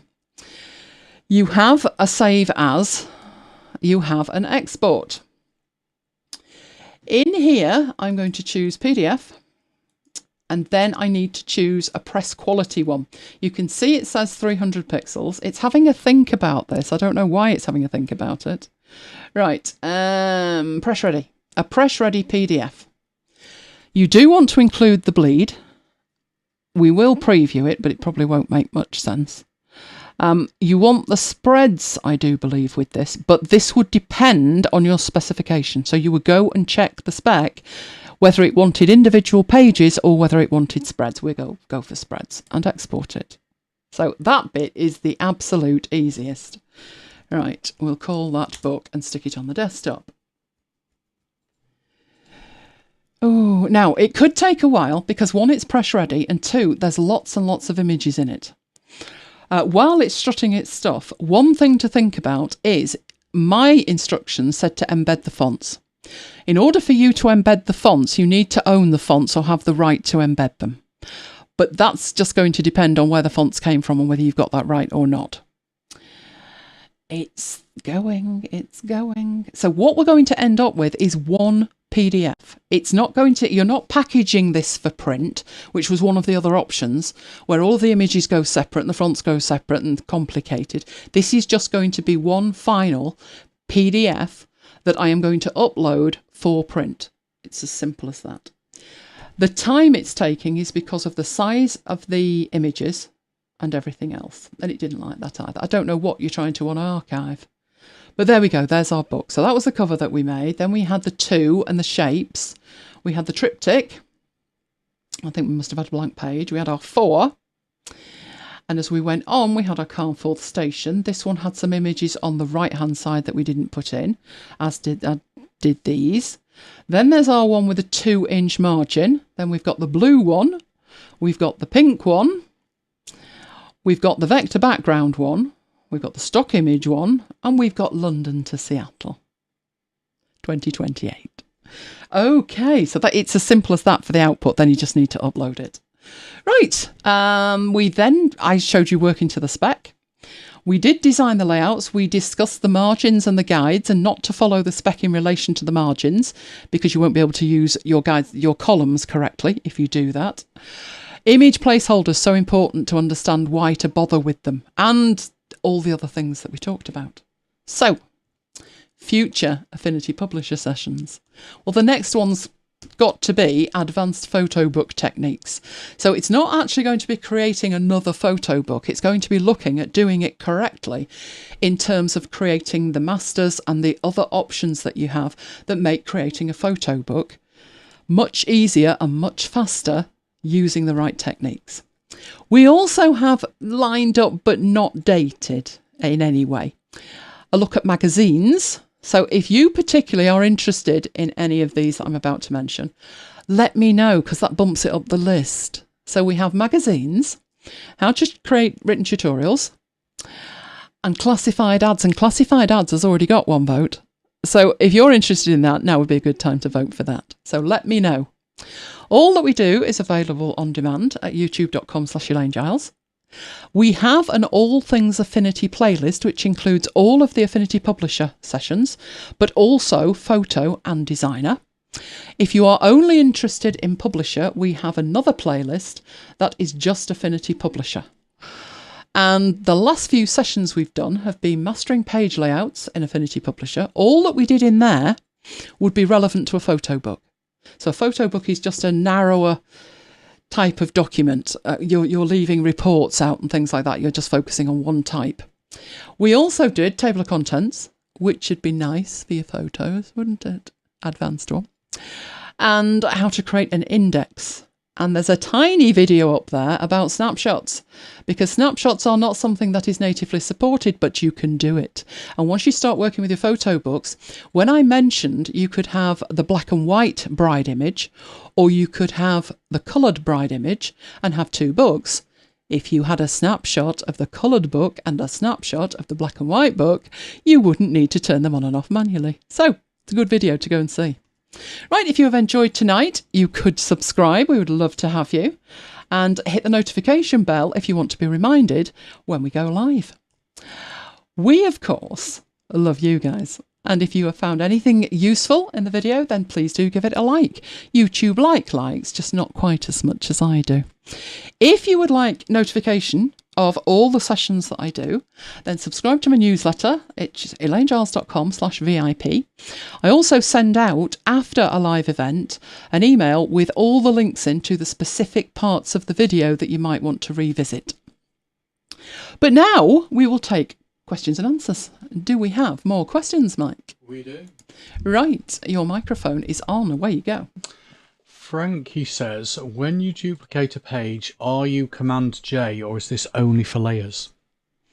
Command J is for layers. When I duplicate a page, I either right click on the page and select duplicate, or Command and D or Control and D on PC, and that will duplicate the page. Only caveat to that is you need to make sure when you do it that you're actually selected the page. So you've gone over to the pages panel and click the page, and then Command and D will duplicate the page. Okay, Peter Williamson says, presume you could insert a wingding.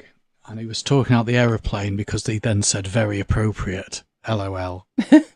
Yes, you could. You can use, one of the things I'll do in the advanced one is ornamentation, where you can either use graphics if you've got them, but you can also use fonts. You might need to think very carefully about fonts when it comes to producing them, because you've got to embed the fonts if you're sending it as a PDF for print. So you just need to think about the output for that. I personally think once it's a PDF, as long as the stuff's embedded in it, you'll be fine. But you wouldn't want it to come back and have all the little planes missing. So just be very careful in terms of how you're producing the book. I actually looked up, I got that image of the plane from Envato Elements, and it was a collection of 24 travel themed icons. And I thought that's probably a good idea in case you went somewhere by train and you then wanted a little icon of a train or a tram or something like that. So that was why I did it that way.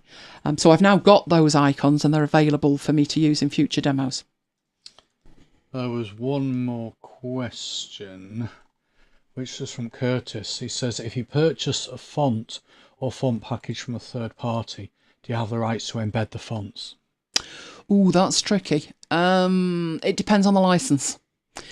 One option that's kind of a halfway house between the two is you could, if you've used, if you're buying a font, it's probably something that's important, the look of the entire font, or it's something like Wingdings. One option that is the halfway house between the two is just to embed the characters you've used. But it just depends on the license. Sometimes the license is generous enough to say that you're licensed to use it and your agents are licensed to use it and your printer would be your agent. But other ones are really quite strict and you can only have it on one machine and you can't embed it here and stuff like that. Obviously the time to think about that is sort of at the beginning, at the planning stage. Just check your license. Many of them these days appreciate that you need to send it for print. So I'd say most of them do, but I have seen some that don't allow you to do that, which just does seem ridiculous.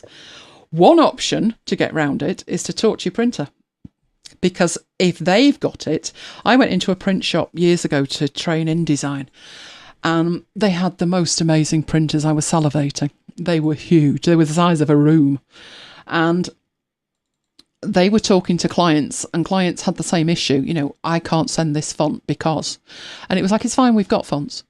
And they subscribed to what used to be called the Adobe Font Collection, which I think is now part of TypeShare.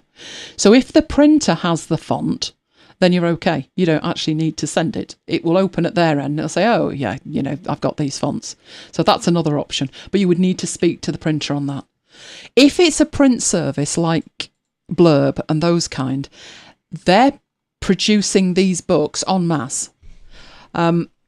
I prefer to go somewhere like a print shop because I can pick the phone up. Well, Mike can pick the phone up. I don't pick the phone up myself, do I? don't like the phone. But Mike can pick the phone up and talk to somebody. And then usually we do that kind of, you know, the old sitcom routine where Mike's the one on the phone and I'm the woman behind him telling him what to say, and he's getting increasingly irate because he can't listen to me and the guy on the phone. Does that sum it up? Yeah. Yeah. But because I can talk to them, Mike can talk to them. I can say, like, do you have this font, and this font? Because those are the ones I can't embed. And you're actually talking to the person who's going to physically retrieve your file and set it up on their printer. It isn't even any more expensive. The only difference I've found is that if you go for a service like Blurb or Bonus Print or all of the others, they're set up to mass produce and it's like all automated. Whereas I might have a little bit of a longer job setting up the project initially, and that may include the fonts or not. But I think having a person at the end of a phone, and you know, if they need to send you 7 proofs, then they will, is so much of a benefit. It isn't more expensive. I did check out printing a standard book of 60 pages, and the price quoted was about £80. But when I went to 2 copies of it, it was £80. And when I ended up at 4 copies and it was £83. So I thought, well, you know, you might as well have 4 copies as one, given that it's the same price. So hopefully that answered your question. Do we have any more? Yes, Peter says, wouldn't it be better to convert the text to curves? You could do. What you would need to think about if you tried that is editing it in the future would be a nightmare. Now, a way round that would be to duplicate the frames and convert to curves on one of them and use the snapshot feature to revert backwards and forwards. That would be an option. I've not had to do that. As I said, the first one that came back was this book about Carnforth and Mum and Dad's holiday. And I was stunned looking at it. Now, the print service I used for that, I will never understand why it's not available anymore. But it's not available anymore because it was an Apple book. So I designed the whole thing. This was years ago. Good grief, it must have been about 2008, something like that. I designed it in iPhoto. Yeah, that long ago. I produced it out to a PDF and I went through it with a fine-tooth comb. Mike went through it with a fine-tooth comb. You do not want a spelling mistake. I think the book itself, it was about maybe 8 by 11 or 9 by 11, something like that. Almost A4. It was in landscape. The pages were shiny, but I don't think you had an option with the pages. And this book arrived, and obviously it's in a presentation box, the lot, and it was a Christmas present. And there I am ripping this thing off, like, what does it look like? What does it look like? And it looked amazing. So even if you're only like half interested in a photo book, just make a cheap one. They are amazing. And like I said, you could, if you were into genealogy or local history or something like that, put more text in it than pictures if you wanted. Just because it's called a picture book doesn't actually mean, you know, that it has to be full of photos. They do look amazing. There was a lot of text in this one of my mum's. Like I say, it was the history of the area, and Dad was into local history. He loved it. Not that, Vanjo, I do remember that. I remember saying to you, we should have got 2 because she won't let him touch it. Your hands aren't clean enough. He'd been there for 20 minutes with bleach, and his hands still weren't clean enough to touch her book. Okay, do we got any more? Peter says, if you select to convert to curves at PDF export stage, editing wouldn't be an issue. No, you could do that if you wanted to. I would speak to the printer about that. You don't know what they're expecting at the other end, but yeah, it's certainly an option. 2 more questions. Andrea says, if the printer accepts JPEGs, is it better to export pages as JPEGs rather than PDFs? There is a way to use JPEGs. This is in the advanced one. There is a way to use JPEGs as is, rather than produce a PDF. But the actual service that I was using is called PDF Upload, and they are using a PDF. You could send individual JPEGs, but it's probably, if there is a PDF option, I personally would go for the PDF option. Obviously, using the JPEGs would solve your problem with the text. But the thing with the JPEGs is if it's off by even a couple of pixels in terms of quality, you're going to notice that. Whereas with the PDF, you wouldn't. So I personally would always send a PDF. The only exception to that would be if I was forced to use a service that didn't support PDF, but did have a way that I could transfer my page layouts, then I would use JPEG or something else. But other than that, I think I would always use PDF. Okay, last question from Luxury Card Store. I was watching, but I'm not sure I understood why you should make a picture holder rather than a shape and a mask. Okay, let's go back in and have a look at that. Why aren't you moving? Because you've gone to sleep, haven't you? Right, let's get rid of this PDF export of my holiday. No idea what that's rabbiting about. You shouldn't be on at all because I've got you do not disturb, so I've no idea why that's come on. Does do not disturb, are you ignoring me? Right, let's go into here and let's get a new page. Right, let's turn off all of the detritus and show you. So we have the ability to use this image placeholder, a picture frame. And that gives us the option, if I just turn that back on so we can see it, that we have when we put an image in it. So let's grab that we can scale it with the slider. And we can scale it like this. So we're scaling the frame. And we've got this on the outside where we're scaling the frame and the contents. So you've got two ways to scale that. And that's available because of the image placeholder.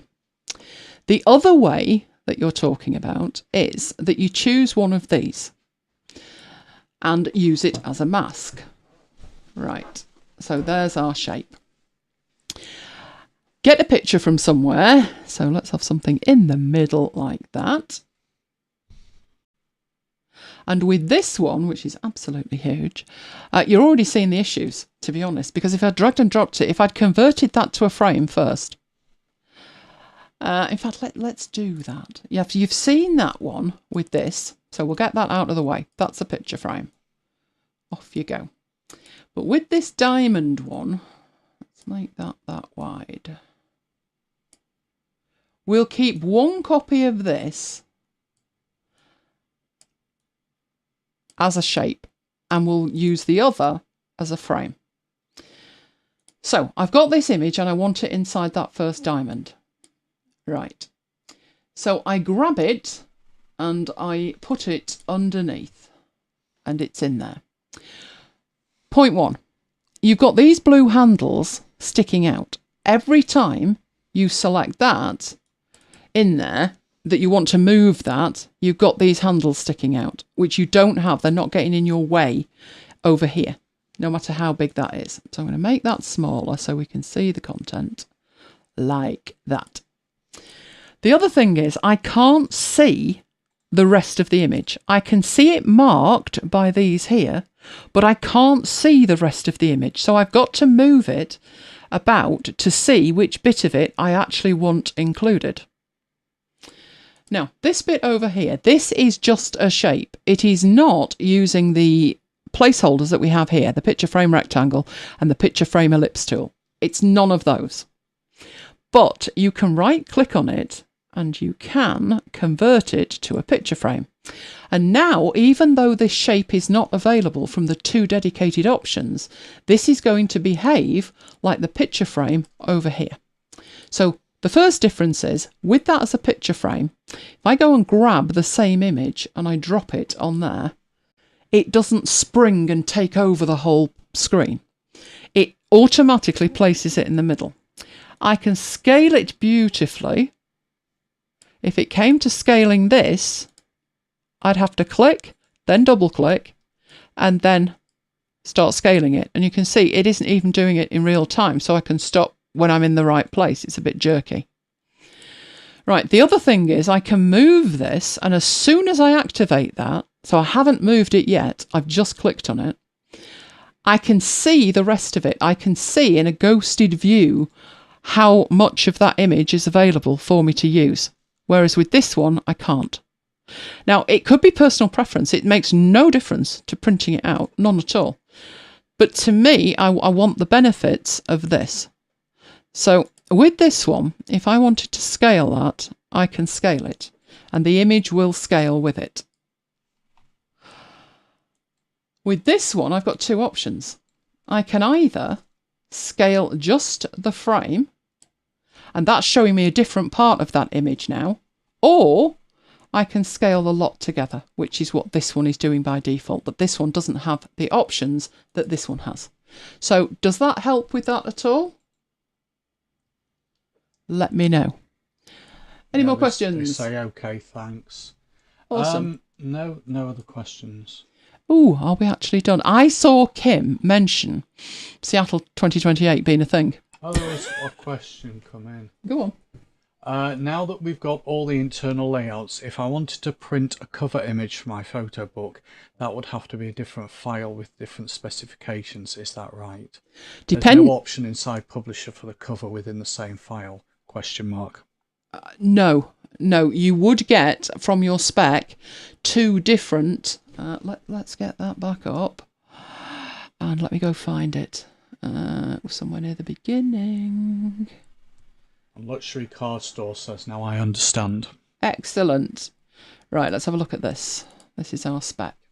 It gives you two specs, and no, they can't both be in the same file, really. They're better separate, put it like that. One is for the pages and one is for the cover. But it depends on the cover. Because the cover, if you opt for a photo wraparound cover, that needs to be a single layout. I forgot one I can show you.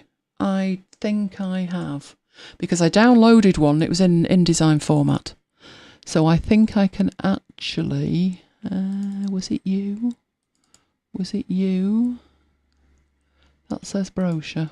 Where have you disappeared to? Let's have a look. I've got some files in here. Let's get rid of that. And let's organise these. So sort by name. Right. Photo book template in InDesign. Right, let's have a look. No, it's saying brochure. Must be there somewhere. Let me back up a step and see if I can find it. I definitely did download one. But you know then what I did, Mike? I tidied up. Yeah, don't do that. Don't tidy up. I'll tell you what, let's just do it from scratch. Right, in here, this is what you would get. So let's bring this on. Right, it was one of these, wasn't it? Was it that one? Right, this is... Yeah, I'm looking for the one that gave me the templates. Let's do that. So that one's a plugin. That's not giving you a template. Oh, which one did I use? Crying out loud. I don't think this one gave it you. The only style that you will need to design the cover is the middle one when it's a photo book. And yes, it is in two separate files when you download the templates that they give you. So you will end up with a separate template. Hang on, what if I just ran InDesign? It could be one of my recently used files because it was only available in InDesign format. So let's have a think about that, shall we, InDesign? Bounce, bounce, bounce, and here it comes. So with a bit of luck, fingers crossed, because I definitely opened it and looked at it and then closed it, as you do. Gosh, this is slow, isn't it? Wow. I know the machine's doing a lot, but good grief, InDesign, it's still bouncing. It's giving Publisher a run for its money. Right, well, while it's thinking about that, have we got any other questions? No. It's still bouncing. I'm not even trying to open a file. Oh, I think it's given up. Oh, no, never give up. Right, photo books, flat landscape inlay. Was it that one? Gosh, was it really 5 days ago? It may or may not open this. Right, no, that's the inside. So no, it was a different file. Right, I will find this, no matter how long it takes. Let's do that and get that open. Oh, everything's been really slow. Right, let's do a search where the extension is, and it could be IDML or INDD. Let's have a look.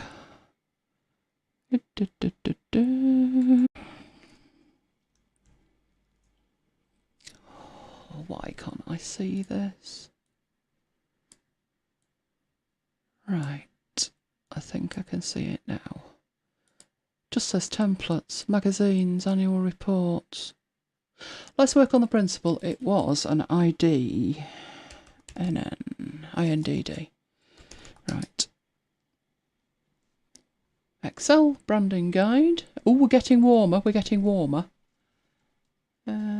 Template.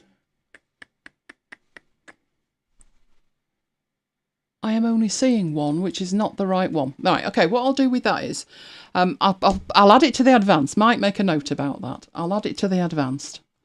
But yes, it is a separate file. So when you download it, it says you're downloading a template, and it gives you a template with the inside pages and a template for the outside. The difference, the front cover, the back cover, and anything that folds in, so if it's a wraparound and it actually is separate and it folds in, all of those will be the same. The reason it generates a separate template for you is the spine. So if you look at the spine here, that one, where have you gone? What on earth are you doing over there? Right, that will depend on the number of pages, and that's why they generate a separate one. So it's just, I mean, when you start a photo book, you might not know how many pages, but there again, you might be working to a price. Or you could always download that bit at the end, because this bit won't change no matter how many pages you've got. So if you just work on that, and then at the end you think, right, now I know I've got 80 pages, and then go and download another one that will then give you this. And that will then be correct, because there's no harm in doing that. But yes, it does have to be separate. Okay. Time for a new Mac, says Renee. There is another question. This one isn't even that old. Yep, go on. Peter says, it reminds me of a question I've been meaning to ask. Is there no way of displaying the front and back cover side by side in Publisher? Front and back side by side. No. That's not how it works, so no. The template that you would get would have them side by side because it's one layout. So the front cover is on the right hand side, the back cover is on the left, and the wraparounds are kind of next to that, and the spine's in the middle. So if it's in a separate file entirely, then yes, you can do that. But no, not in terms of, you know, my first page, my last page, they're 100 pages apart. No. I don't think even the nearest to that. No. If you could put two files next to each other, but you can't really do that. What they need is to do what I'm doing right now, which is in Vivaldi, I have two different sites showing. I have the YouTube site so I can see your comments, and I have our question thing that Mike's filling in and links and stuff, and I can tile them, but tiling isn't an option, so no, you're without luck on that. Oh, Andrew is looking forward to the advanced one. So am I. I now need to make sure that those files are available. That file disappeared, the one I wanted. Good job I'd kept the original that I was working with. What else have we got? Renee was tempting me with another Mac, wasn't he? Naughty Renee. I would say I'd love another Mac, but no. I can't be bothered. I know that sounds terrible, but I literally can't be bothered. I'd only have to reinstall everything and reconfigure everything. And to be honest, the Macs that are out there at the moment, I'd probably go for the Studio, and that would mean I'd have to play around with monitors. I've got a central iMac and I've got a monitor either side. I don't think I could get a monitor that matches the two I've got, because I got them like 2-3 years ago, and I wouldn't want the middle one not to match. So it would be expensive. Very expensive. So this one's got to last until it drops, which hopefully it'll be another good few years yet. But knowing Apple, probably next week. In fact, no, when did we buy it? It was 2017. Oh, do you know, bless. No, 2020. He's totally forgotten that we spent a fortune in 2020. Yeah.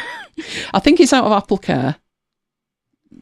Is it the end of this year or the end of next? 1, 2. No, it'd be the end of next year. So I might be stuck with this for at least 18 months. Depends what Apple bring out to tempt me. Who knows? Who knows? See, Kim's still working to set hers up. It takes an age. I swear, 2 months down the line, you'll use a shortcut key and think, where did that go? And then realise you've not even installed the app. Because that happens to you all the time, didn't it? Mm. Like the other day when you were trying to... What were you trying to access? Snagit. Snagit. And he couldn't access it because he hadn't configured Bartender properly, which meant he got a talking to, didn't you? Yeah. It's now configured properly. How long has that been sat there?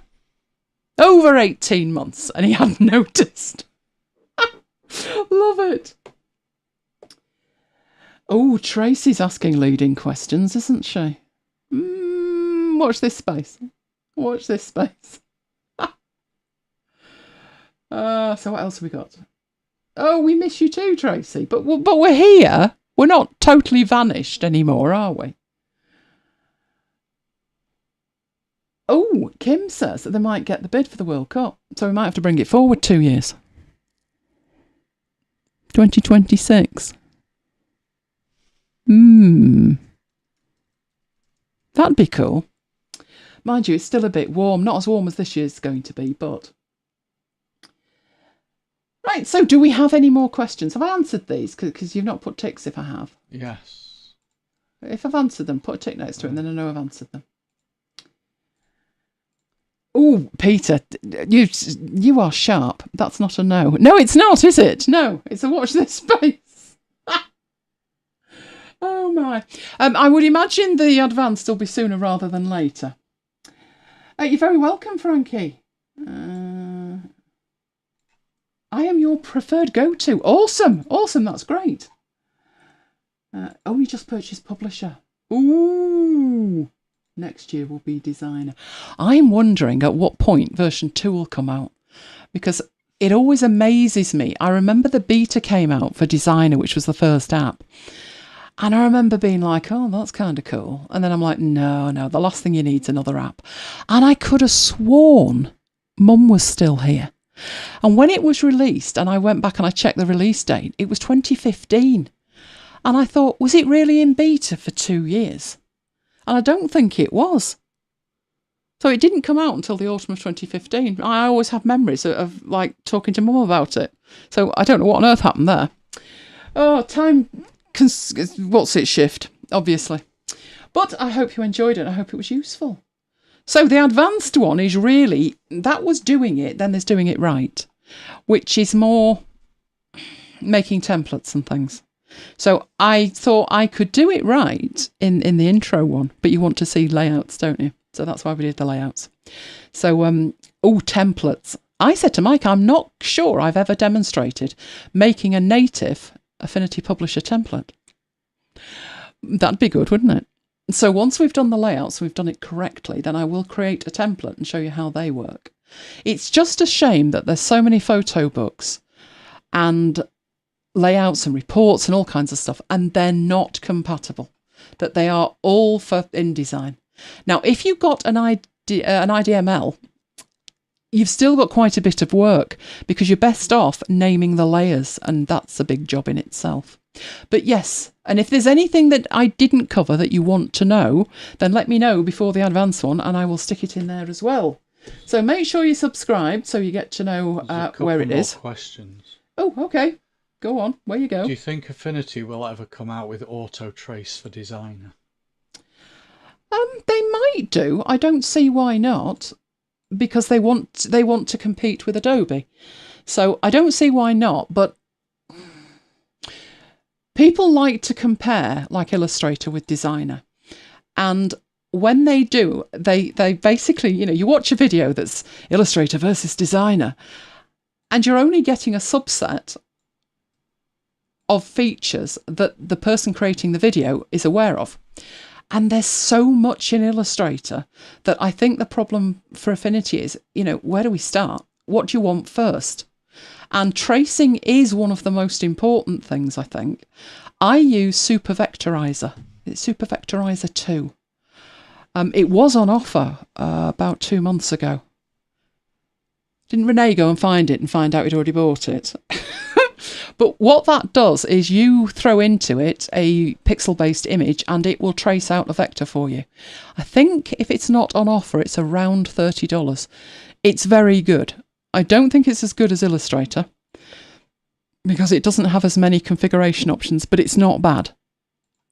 It's what I use if I need it, and I've got Illustrator. But it's like, yeah, I need it done today. I don't need to sit around and play with 47 options to try and make it work. I just need something that looks like it today. So I use this super vectorizer.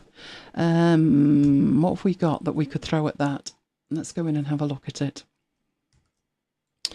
Right, Super Vectorizer Pro. It's actually really simple. You know, it's got a basic interface that's opened on the wrong screen, but we will get there. No wonder the poor machine's struggling. No, I do not want to rate it. Right, that's what it looks like. And what you do is throw something into it that's like a logo. What have we got that's like a logo? Something simple. Should we make it something simple? There's logo wine. Let's have a look at logo wine and pick a logo that we can... oh, something like YouTube. Let's have a look at the YouTube one. Right, so I'm downloading a PNG, which I will stick on the desktop. Right, so all I need to do is drag and drop that into there. That's the original. And then I do a preview. And what it's done is it's going to convert that into a vector. So this was a PNG. That is actually pretty good. But then I think the original was pretty good. So I have mode 1.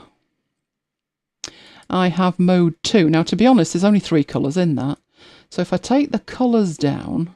I think I've used this. ...to 3. I think you have. And do a comparison in here. That's not bad at all. And you've got another option, which is just lines. So it's doing a preview at the moment. So I think that one is probably about right. So let's get back to mode 1 and hit export. And we will stick that on the desktop.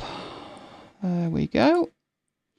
And it's an SVG. So if I open that with Affinity Designer, we could regret this. Oh, there we go. That's not bad.